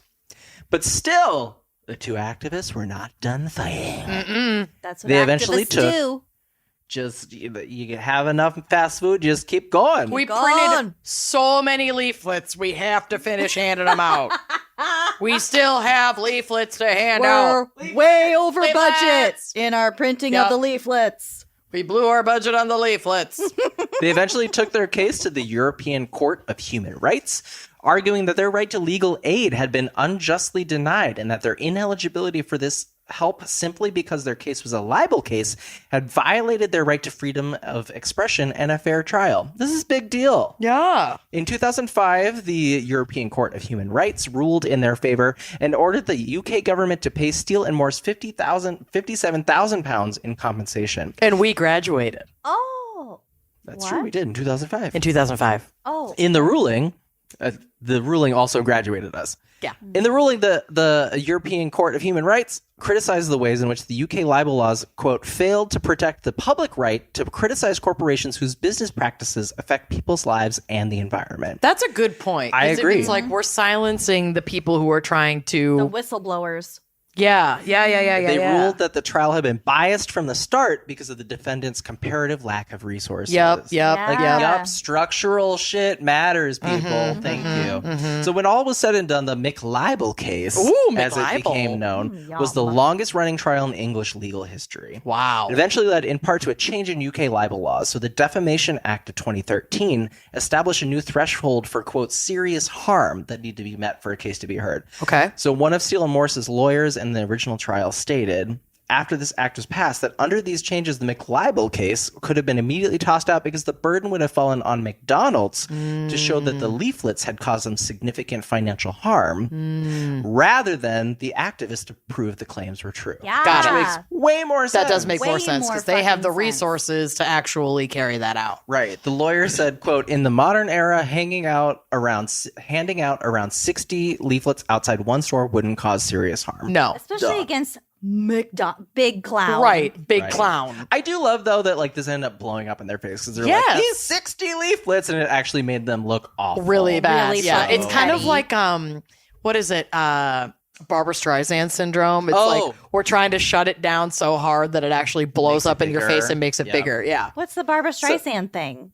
There was like a photo or something of her or like an interview of her that she was not pleased with, and I'm She's like, you have to bury it. Yeah, I'm and the sure more she said you have to bury it, there's the a more ton everyone of- was like, we're not burying exactly. this. There's like a ton of theater gays that are yelling at me right now for getting this wrong, but it's like, yeah, she wanted it expunged from essentially public eye. Okay. And then all that did was shine a brighter light on this thing and make her look bad. And now that's become known as Barbra Streisand syndrome. Got it. Okay. I love it. It's great. So just to wrap things up, in the years since the McLibel case, the story has continued to develop because it never stops. Right. Most recently, it was revealed that 2 members of London Greenpeace who had been involved in the initial creation of the leaflet were actually undercover police officers who had infiltrated the group. Whoa. One of these officers, a man named John Dennis, was John Penis. John Payne. It's Ginus. Was Helen Steele's partner for 2 years. Whoa. They had even moved in together, discussed having children together. She was entirely unaware of his true motives. That he was Okay, a I don't- cop on Big Clown's side. Exactly. I don't love that Helen Steele was sleeping with a cop. Did she even know he was a cop at all? She was I have unaware no of his idea. true motives. His true motives. She didn't know that he worked for Big Clown, but I think she might have known he was a cop. Unless he said he had a totally different job. There's like pictures of him as a cop. He's like, no, that's when I was a stripper. For Halloween. Yeah, All maybe right, he so was around- so deep undercover that he dated Maybe. her specifically to get under Big Greenpeace. No. Hate Maybe that. Small green he forgot who he actually was, and actually they found love in a hopeless place. Maybe Everything's a simulation. what is Simulacrum. identity in the first place? Right. What if? Regardless, Maybe. this guy did disappear without a trace, though, and Steele later described how she spent years searching for him before discovering that he'd been using a fake identity taken from, are you ready for it, a child. Oh my god. What? This is so unhinged. Hashtag not all cops, though, right? Wow. Hashtag every Literally single all cops. Yeah. Yes, Yeah. all cops wear no-shows. In 2015, Ew. Steele, Oh my god, along that's with our new hashtag. You know that Yes, all cops wear no-shows. no-shows. All cops leave no-shows on during sex. Ew. Yes, all cops leave no-show socks on during sex. We have to make that trend. Ever. Make it Hate trend. that. Make it trend. My nether regions are closed for business now. Yeah, and you permanently. also know it's super true. Absolutely. Just don't fuck a cop. You're fine. Hi, Ray. Hi, Bubby. All right, so 2015, there were several other women who had similar experiences, though.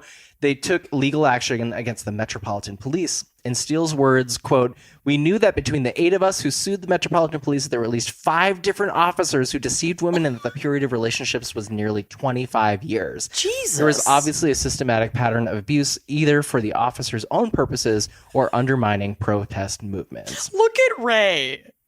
Are you undermining protest movements? He is a mess. That cat is fucking enormous. tried Did he to- just roll off the desk? Tried to climb on my lap, and his back foot slipped off the desk.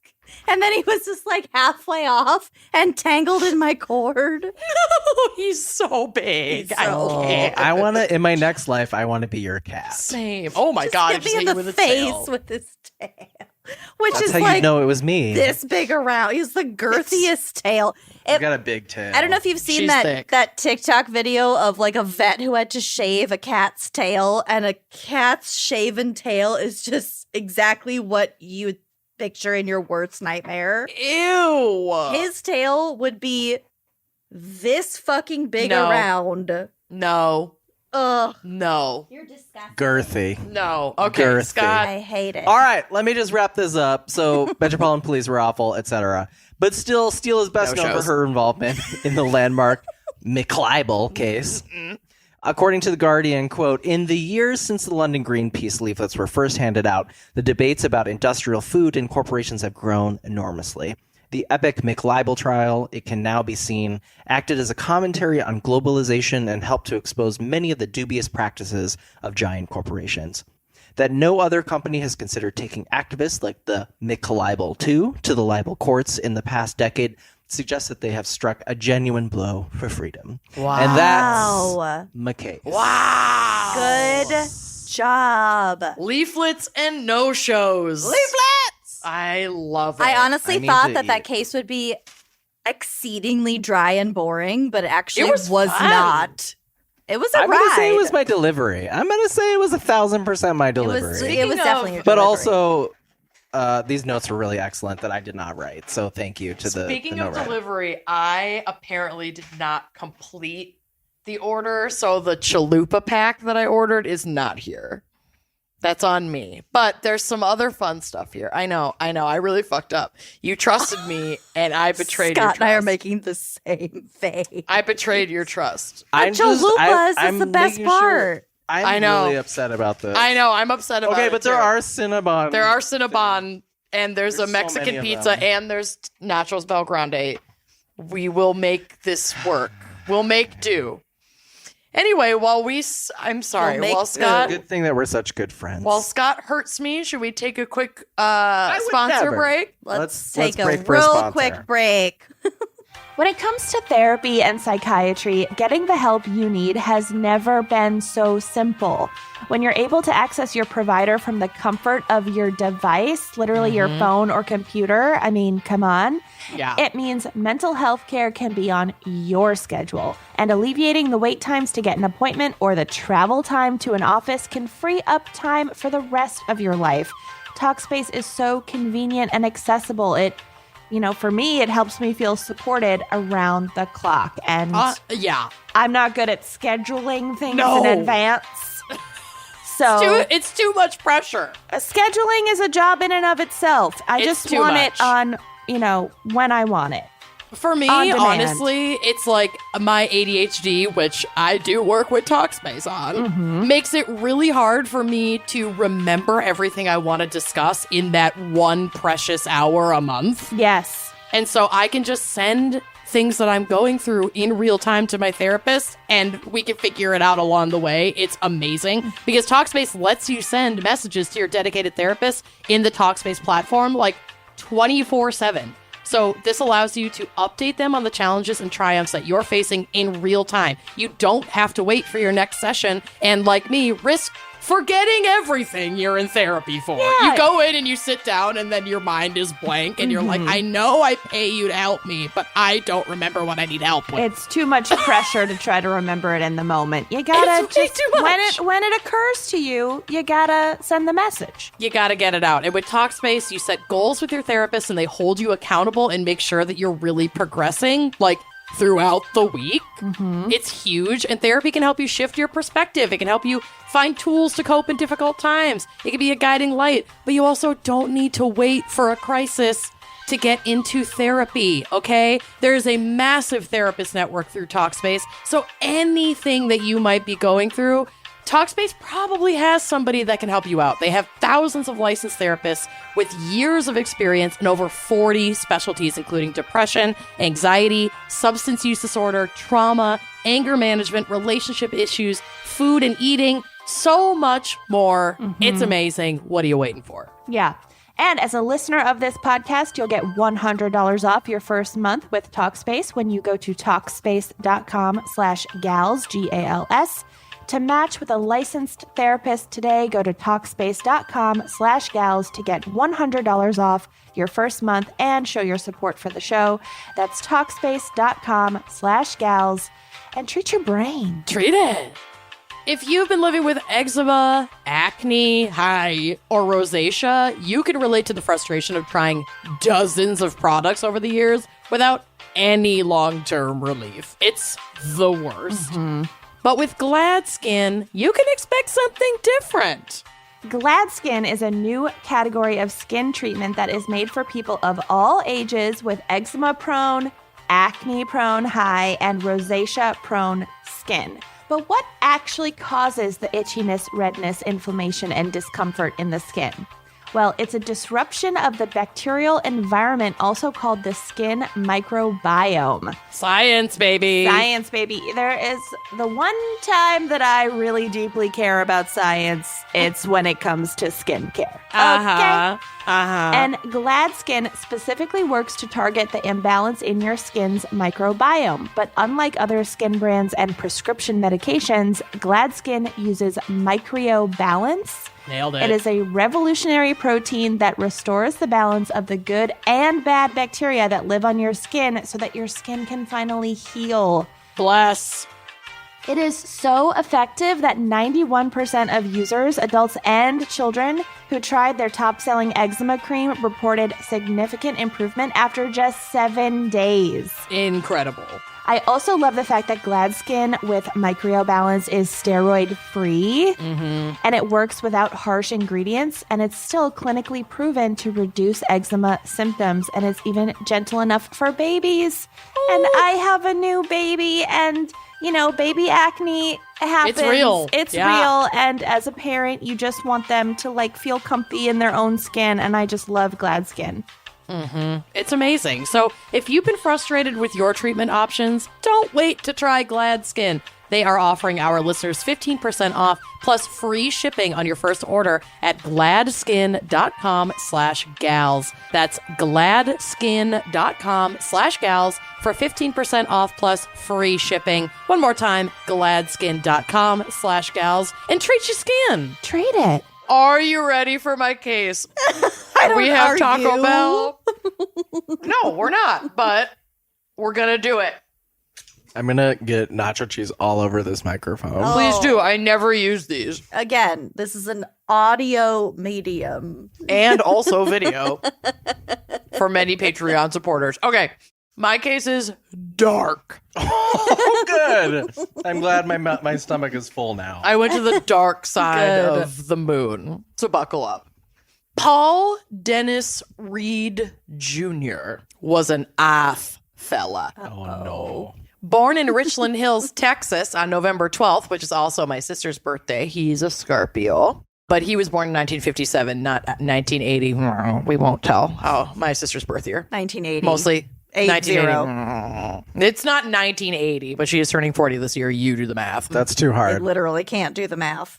Happy 40th birthday, Ashley. This might come out around her 40th birthday. Whatever. Happy birthday, I love you. Ash, you're old. Happy birthday. Bye. So, not a ton is known about his childhood, but what we do know is that he was one of several children to his parents, Paul Sr. and Joni, and that Paul Sr. and Joni got divorced when he was young, and the children were split up between like parents and also grandparents. So Paul Jr. and his sister were sent to live with his paternal grandmother, so his dad's mom. Paul Jr. was clearly very affected by this break in the family and exhibited disturbing behavior that his grandmother could not handle. He was bullying other children. He was abusing animals. Uh-oh. He was stealing and fucking with neighbors' property. Bunch of red flags. And his outbursts were getting so severe that a priest at the church they all went to recommended his grandmother send him to boarding school, though I don't believe she did. He built an exhaustive juvenile record, mostly for breaking and entering and robbery, and there are rumors that he attempted to sexually abuse his sister, though I couldn't fully substantiate that claim. But this guy's like not a good dude, so I don't feel like I need to really protect him. We've got a good picture of a not good dude. It's not great. By 1984, so he's 27, Paul Jr. earned himself a 30-year prison sentence for a series of armed robberies at local restaurants. While behind bars, he exhibited behavior that leaves us to wonder about his mental health, including paranoia and conspiracy theories about government mind control and implanted devices. So, like, it does suggest And the stolen possibility. elections. Yeah. It just suggests the possibility of schizophrenia or, at the very least, something's not quite right.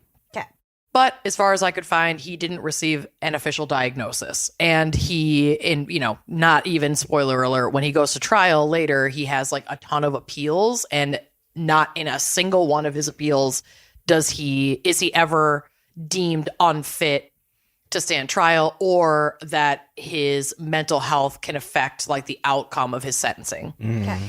So, and he was assessed after his arrest by multiple psychologists. So, and I think he even said in an interview later that like he faked a lot of his mental health stuff to try and avoid accountability. So it's already really tricky to evaluate his mental standing at that point. Because like he's clearly not well, but he's also kind of full of shit. Yeah. So it's like, what do we believe and what do we not? Yeah. The fact that he didn't get an official diagnosis isn't surprising considering the time. It's the 80s, whatever. But he was considered dangerous. So apparently being a white man outweighs that designation of being a danger to society. Oh, yeah. No, yeah. Oh, But yeah. But yeah, no. So he was paroled in 1990 after serving only about 7 years of his 30-year sentence. I don't get like that happens a lot. Right? I know. And you know, I don't know. I have mixed feelings about it. I do too, yeah. But it's really hard to see a case like this one where he was let out after kind of fucking around and like sort of faking mental health stuff, and then he does some really bad shit. So I don't know. It's tough. We have retrospect, but also But we have retrospect and the evaluations that he received while behind bars, albeit in the 80s, said he was a danger to society. Right. And then he was released after 7 years. So it's like, what is it? Is he a danger to society or is he eligible for parole? Yeah, like, which can't one? fucking be both. Right. Yeah. So after his release, he got a job as a truck driver and spent most of his time between Texas and Oklahoma. This job was short-lived, however, because Paul got into a pretty bad accident while driving the truck, which led to a fairly robust workers' compensation settlement. He took that as a sign to follow his newest dream, which reminds me of Big Dream. Michael Scott being like, this is a dream that I have had since lunch and I am not giving up on it. Like that line is like, that came into my head when I read this. So he decided, I'm going to become a country music sensation. Because that's something there you is a just photo. decide to be. To be fair, out of all the possible sensations to become, A country music sensation is Not probably too the far most off. achievable. Yeah. And there is a picture of him on the drive with not one, but two guitars that I'm will sorry. be on the blog. This You know man, what? he looks. he does look like he could be a country music sensation. He does. He put on the costume and Is that a small hat or a big hat? I think that's in the world of gallon hats, I think that's a small hat. Am I allowed to make fun of his appearance? Because Absolutely. he's, Absolutely are. He's a monster. Yet another specimen that looks like it was melted in the microwave. Yeah, it's not great, and you're gonna laugh even harder when you find out how he ended up looking like that. So It's not great. the early 90s were peak for the likes of Garth Brooks and Keith Urban, and Paul was convinced that he had a sound as solid as like the great Hank Williams. So Right. we've also got some self-aggrandizing happening here. And did I try and find YouTube videos I was going to say. of his demos? Yes. Do they exist online as far as I could find? No. Oh. I tried. I failed. You did your due diligence I did my- as a serious journalist. I did. I am. Yep. That is. As a Pulitzer Prize reading journalist. Let me remind everyone, as we often do, that we are not journalists. But anyway, so he bought a guitar, or as this photo would show, 2 guitars, bought himself some plastic surgery to make himself look more appealing Didn't to work. become a country music star. Didn't work. Did not work. And made his way to Nashville, Tennessee, with the hopes of breaking onto the scene. Spoiler alert, he would not break onto the scene. Instead, he got a job as a dishwasher at a like southern restaurant chain called Shoney's. For what I could find, it's sort of like an Applebee's, but it's like only in the South. Maybe it's like Sahani's. Sahani's. Sahani's. I think it's Shoney's, but it's Sahani's. Working in one of their Nashville locations. Things went okay there for a while until an outburst in 1997 got him fired when he threw a plate at a fellow employee. Oh. I worked at a restaurant once, and a manager got really upset. Jane and has threw. to theater. I will not name names. But We know. a manager got really upset and threw a plate against the wall, and it was the most like it's already such a chaotic environment. Well, right. So for something like that to happen, it just like it's emblazoned in my senses. But also throwing a plate against the wall and throwing a plate like at a colleague's head No, yeah, there's are different there's a things. difference. And yeah. But I have also, from many years in the restaurant industry, have experienced outbursts very similar to that. And it is a really chaotic wrench to throw in an already chaotic situation. I have worked in a lot of restaurants, and I've never had anybody throw. I can't even think of the most chaotic thing that anybody's like done in my presence. Not throw anything. It sounds like Lucky it's time you. for you to get back into the restaurant. We had a really coked out manager one time who came in and was like, it was like her night off, and shit absolutely hit the fan, and there was no manager on duty. So we called her, and she came in, and she seemed to be sort of amped up, if you know what I mean. Hi. And then she called everybody into the kitchen and just bitched at everybody for calling her in. And she's like, this is my fucking night off. Like, You could have not come in then. You could have said no. Yeah. But Anyway. how would you But then how would you get to yell at the entire staff? Exactly. Restaurants are their own. It's thing. chaotic, but also don't throw a plate at anybody's head. No. So he gets fired, and this would kick off a series of horrific murders carried out by the disgruntled and disturbed Paul Jr. Oh, well, this is bigger than a coked out, like yelling at the staff. It's really bad. Yeah. And all of the victims are like completely innocent strangers, which makes it that much more fucked up.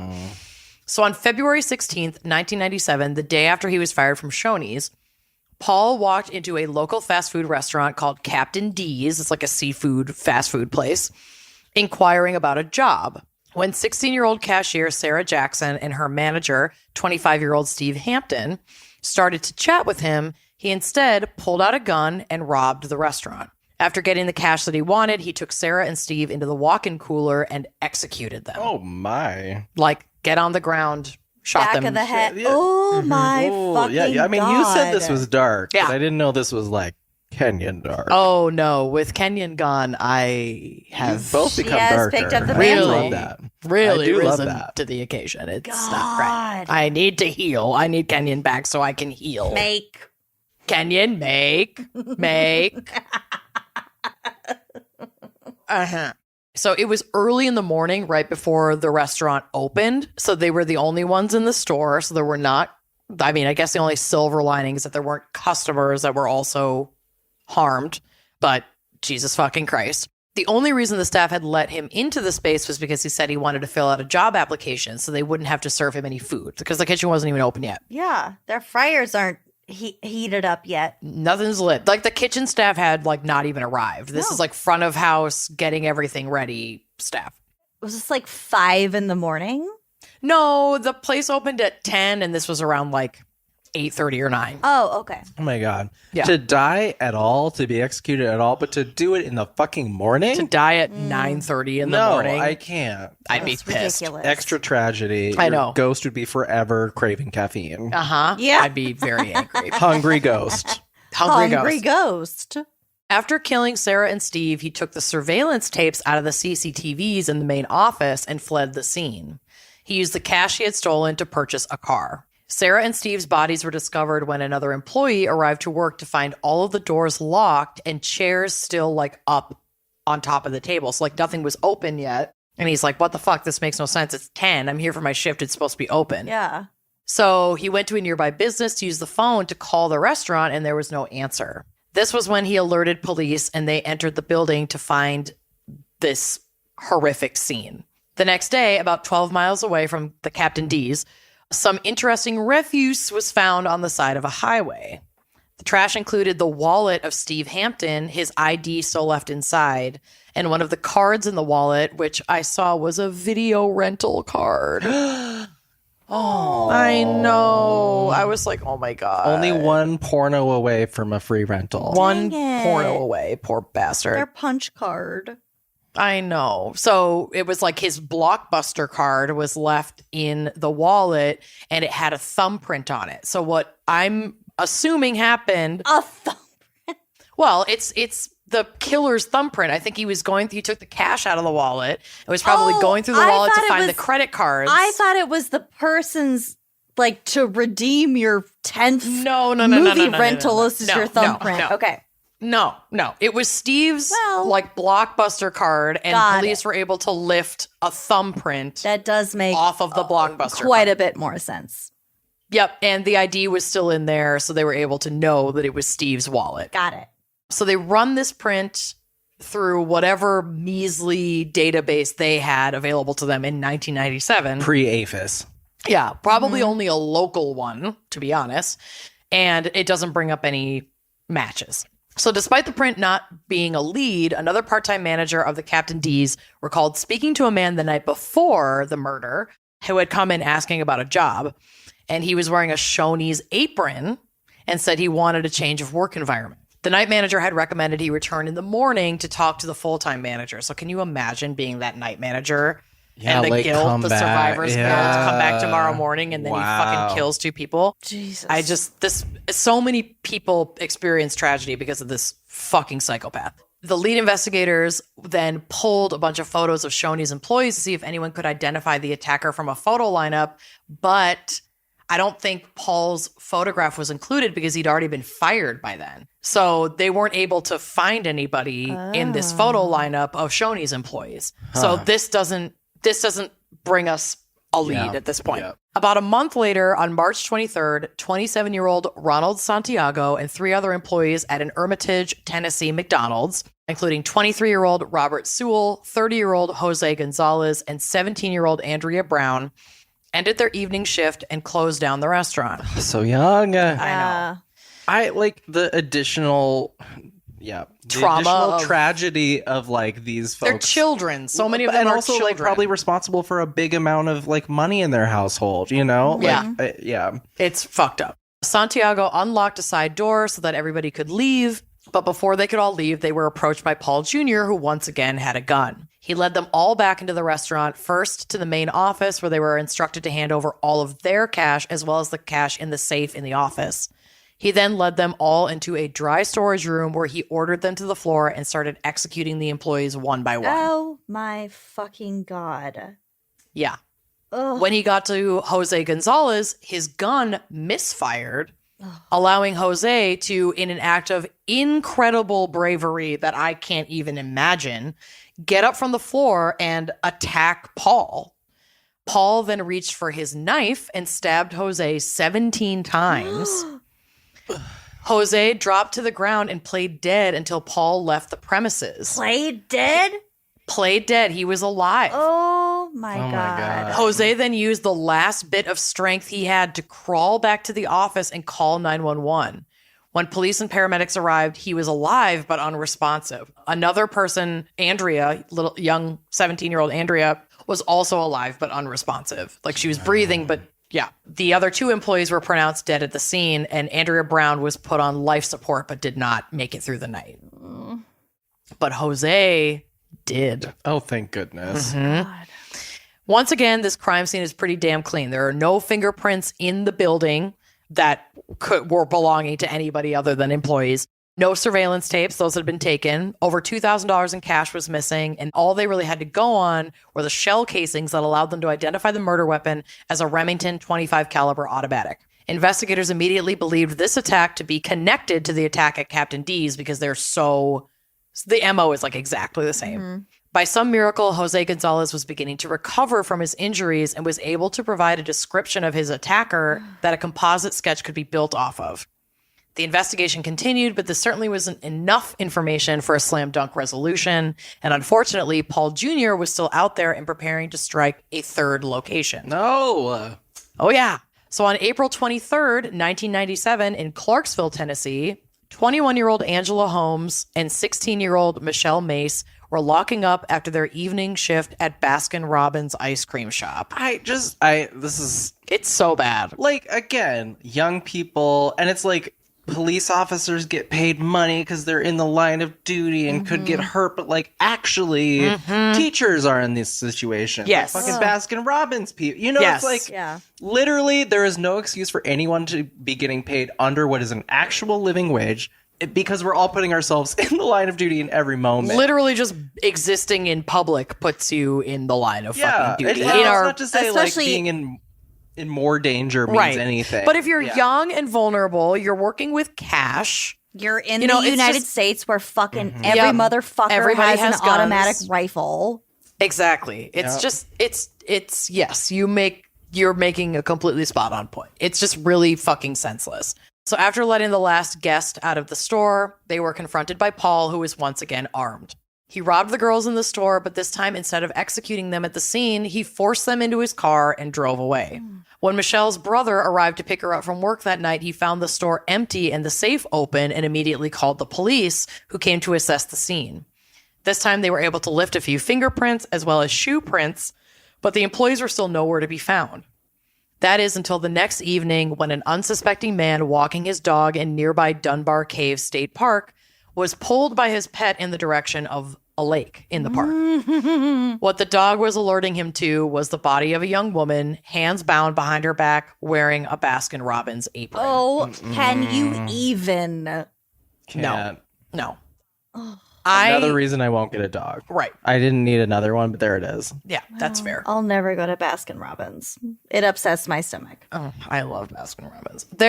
I don't know if these girls were sexually assaulted. I didn't see anything to that effect, but I tend to wonder why kidnap from the only location where this is the only place he went to where there were only two young female employees. It would be easy to take them. Correct. So I don't know, and I don't want to disgrace their memory by making any kind of assumption, but it does make you wonder why them? Why, obviously his behavior is escalating, but why kidnap them and take them to a remote location if you didn't have a motive to do something else with these girls before you killed them? So yeah. I don't know, but that, I can't get that out of my head. Well, yeah, it's horrific no matter what, but no matter that what. Added thing, especially for their families. I'm hoping awful. that's not what happened. Yeah, the danger of taking somebody elsewhere, what would outweigh that danger? Exactly. Yeah. Is the urge or the desire. So the woman found in the lake was identified as Angela Holmes, and Michelle Mace was found in the woods about 100 yards away. Rather than being shot execution style, as the previous victims had been, the girls had been bound, stabbed multiple times, and their throats were slit, which, as we know from doing this show, is a much more intimate way to kill someone. Yeah, there's fury there. Yep. So it's unfucking speakably grotesque and violent. So the pattern of fast food slayings was so alarming that police planted undercover officers and unmarked patrols at locations all around Nashville. But it's how we don't have enough staff to put undercover agents in every fucking fast food place in the late 90s in Nashville, right. A huge city, and he's not going back to the same, not even the same place, but the same restaurant chain twice. It seems really random. We don't fucking know where he's going to go, but they're just kind of doing their best to figure it out, or at least give the false impression of we're trying something. Mm-hmm. Cops were posing as employees and maintaining surveillance over as many locations as they could, and things were quiet for several weeks. It's possible that Paul knew that these restaurants were too risky to try again, because all of Nashville is in a fucking chokehold about this. It's all over the news. Can you imagine having to open terror. your Baskin Robbins the next day and Fuck be no. why would I have staff? You know, for at this time in the 90s, you're making what, $1.75 an hour, Yeah. and there's a fucking madman on the loose in your Yeah. city. Do you want your pistachio ice cream? I targeting Close that fast shit food? down. Fuck no. I would be furious. How have we not all walked out? Why did the great leave or I whatever know. it's called not happen ages ago? I know, because you know that Probably did. We just come back so fast because the economy is Right. so fucked.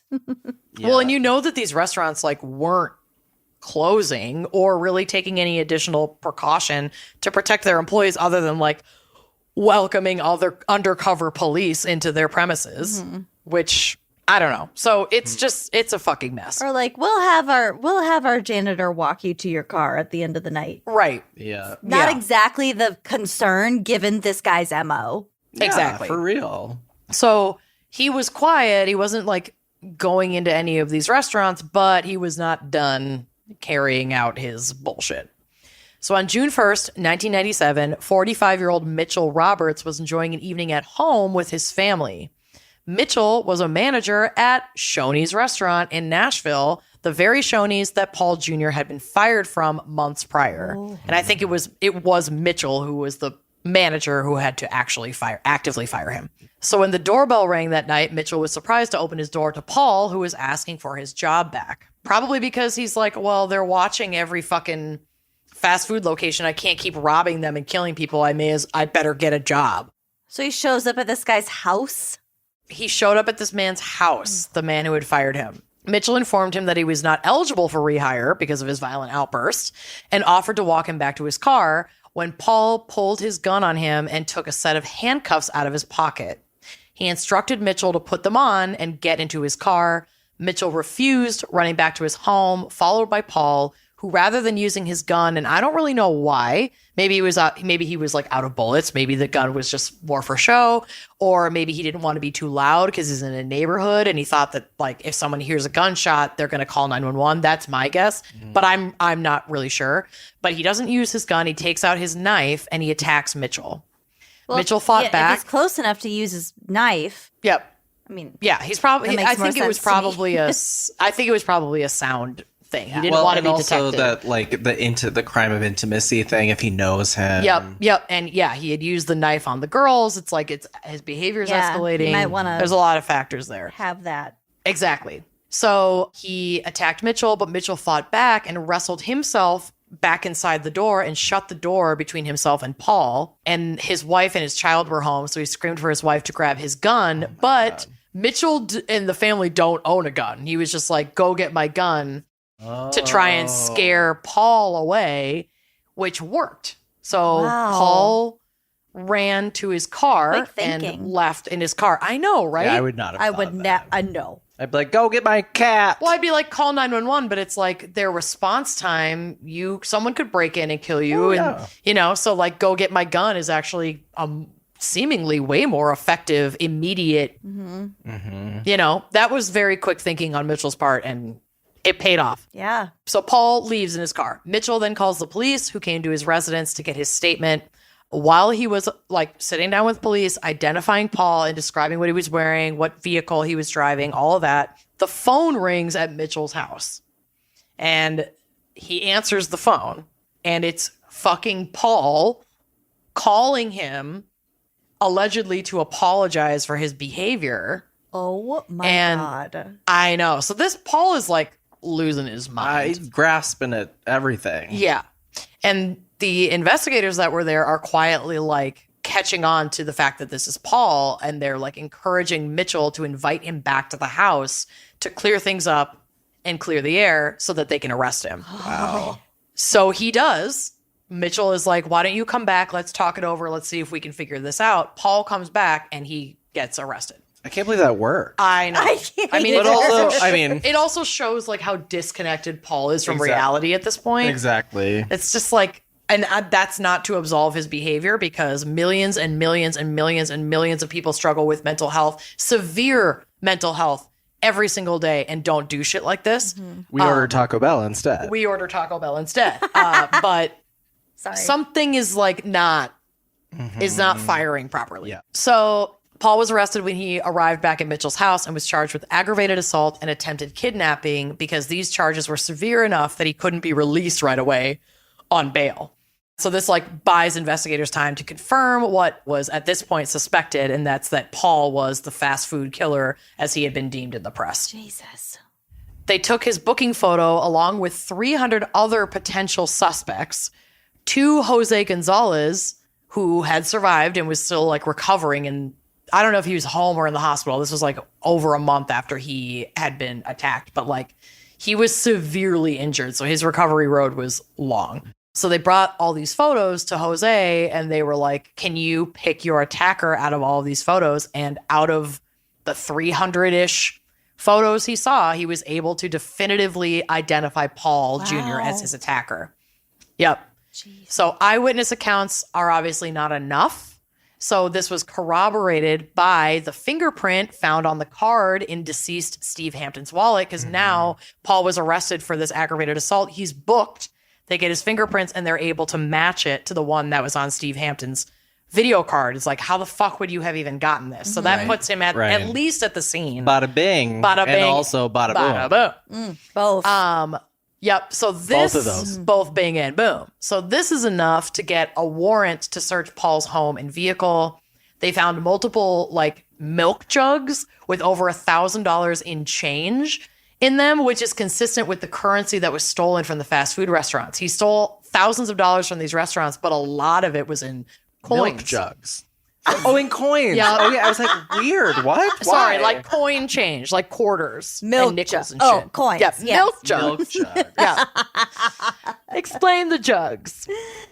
Can you tell us about your jug? Tell me about your jugs. Tell me more So, about the They find all these jugs, and that matches the kind of money that he was taking from these restaurants. They also found sneakers with traces of blood on them that, like, we didn't have That'll super do it. advanced DNA testing at that time. We could confirm that it was human, and we could confirm whether it was, like, male or female at that time, but we couldn't get, like, a full DNA profile. But Could tell if it was a vampire or not. exactly.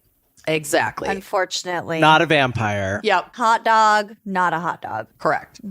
They were also able to find forensic DNA that could be matched to the two girls kidnapped and killed from the Baskin Robbins. I don't know what that forensic DNA was.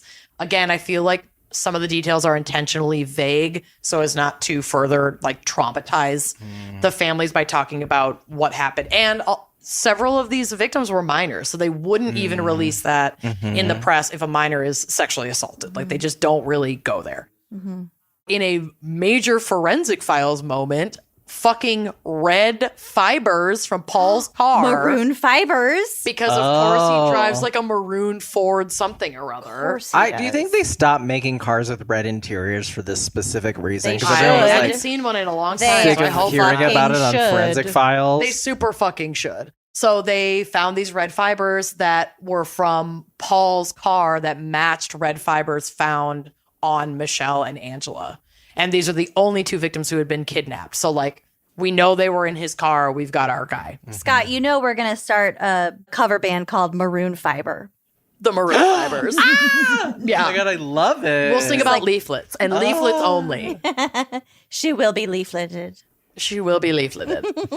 So Paul Reed Jr. was convicted on 7 counts of first-degree murder, receiving death sentences for all of his convictions. Because, honey, we are in Tennessee. They are not fucking around. Though he was set to be executed in April of 1999, his execution was stayed several times over the course of many years, including once in 2003 at the very last minute, like literally an hour before they're walking him to his fate. His Did execution he was already stayed. have his last meal then? I think you get a lot of last meals at that point. Were there If they 10,000 spoons and all he needed was a knife? It was a knife. I don't know. It is ironic. So his execution continued to be stayed through 2013 when Paul fell ill in prison and actually died of natural causes on November 1st, 2013 at Nashville General Hospital. Wow, what a luck. I know. Wow. His cause of death was determined to be a combination of complications due to pneumonia, heart failure, and upper respiratory issues. Bye. I'm against the death penalty, but I am not sad at all that he died of natural causes in prison. I'm against the death penalty, but I'm not against death. Right. Sometimes death is a mercy. And like in some interviews with the victims' surviving loved ones, I mean, I think they all had similar sentiments. They were like, I'm kind of sad that I didn't get to see him go to His maker. the electric chair, basically. I mean, they weren't using the electric chair, but I think it was lethal injection. So like, I'm kind of bummed that I didn't get that moment of closure, but I am glad that he's fucking gone. And you know what? I am too. This guy's a piece of shit. Sorry you died of pneumonia. Fucking bye. Maybe don't kill 7 people who are just trying to fucking support themselves or their families or like save up for their fucking college fund on literal pennies at a Captain D's in fucking Nashville. No one's working at Baskin Robbins because they want to do that No. with their time. It's just some of the I'm most... really passionate about ice cream. I am too. But I would never work for a place to do just for my big passion. cream. No. They make you like big cream. I would not work for big cream. They make you like sing when you get a tip at Ew. Goldstone. No. It's a problem. It's disgusting. It's just really fucking sad. And I don't, the only reason I wish he had lived longer is because I want some fucking answers as to like, why the fuck are you killing all these people you've never met? Like, you could just rob these stores at gunpoint and then fucking leave. Mm-hmm. Like, why did it escalate immediately? Mm-hmm. You know? To like, it was the rate. Yeah, and it's like, just so insane. Really intense homicide. Like, execution style, tying people up, putting them in the back room. Like, it's fucked up. It's really to what fucked degree? Up. I just like the violence of fast food and capitalism and our sort of like fast desire for quick, meeting our biological needs, but like exceeding them at the same time. There's just, I mean, is there a connection? Not to just like pull my cultural studies degree here. Let's go. But I just like fast food crimes. It just feels like there's something quintessentially American about it that sort of speaks to how empty. There's like a neon undercurrent under the whole thing, right? You know what I mean? I don't know. Something's like off. Super salty, very bright neon, ultra energized. The way that bad lighting and fluorescence can affect our mental health High too needs to be studied deeper. Truthfully, yes. Yeah. I mean, in my initial research, just trying to find a case to cover, there are a lot of articles about why like violent outbursts from guests of fast food restaurants, like there's always shit going down in a fast food restaurant somewhere. Like, every time a bell rings, someone's popping off in a fast food restaurant. There's got to be some like weird correlation study out there that I just skipped to talk about this murderer. It's the same psychology of making people hungry might be the psychology of making people fucking nuts. Like, anyway, I think there's something to be said for that. Also, just kind of tying this in, we've talked about obviously Waffle House crimes, right? In their open concept, and the fact that it just like draws a bunch of really bad behavior for a myriad reasons. But I'm thinking right now of like what's been exacerbated during the pandemic and airport travel, and how when people feel like they're not in control of how quickly they move through the line, or like who gets called first or whatever, people get so fucking pissed off. Right. And it's unbelievable. And I think it's a uniquely American thing that we feel like we're entitled to our autonomy to such a degree that we deserve to get whatever the fuck we want, whenever the fuck we want it. And that's kind of fed, so to speak, by fast food. I want a burger that has 1,200 calories, and I want it in less than 60 seconds. 60 seconds. Yeah. So, and the reason I bring this up is like the case that I covered was like about corporate greed and PR and optics, and yours is about like really sad interpersonal death. But like those are two sides of the same coin. Absolutely, It's a microcosm of one or the other. They're both violent. Exactly. Like, and the actual violence that's happening to like people in South America whose economies and livelihoods are being destroyed because of McDonald's. Right. It's like it's actually also violence. So anyway, it's all connected, baby. Just your friendly neighborhood wine and crime reminder that capitalism is murdering millions and millions of people. Anyway, that's my case. Love that we got Taco Bell delivered during this episode. We definitely did. We annihilated it, too. Yay, capitalism. Well, it's not a black and white issue. Exactly. There's nuance there. Of course. Well, thank you so much, Stephanie Evans, and shout out to your gateway gal, Kelly. Thank you for this amazing topic. I feel like we went in deep, and I loved it. We did go in deep. And special thanks to Scott. Oh, Scott. For filling in that huge bra of Kenyans. That was a big bra to fill, and you filled it. Thank you so much. Thank you. I thought I'd bring these tits, and it worked out. With all 11 black bears, or however many are in there. Yeah, there's I'll 11. find them all. I love it. All right. I love it. I love you both. Yeah. I love everybody Love you both. listening, and we will see you next week. Bye-bye. Bye-bye. Thanks for listening to Wine and Crime. Our cover art is by Kala Yip, music by Phil Young and Corey Wendell, editing by Jonathan Camp. Check out our website and blog at wineandcrimepodcast.com. You can also follow us on Facebook, Twitter, and Instagram at Wine and Crime Pod. If you have questions, answers, or recommendations to share, email us at wineandcrimepodcast@gmail.com. Episodes are available on Apple Podcasts, Stitcher, Google Play, basically wherever you get your favorite podcasts. And if you like the show, please rate, review, and subscribe on Apple Podcasts. It is the best way to spread the word. If you'd like to show your support, visit our Patreon page to keep this podcast and the wine flowing. Cheers!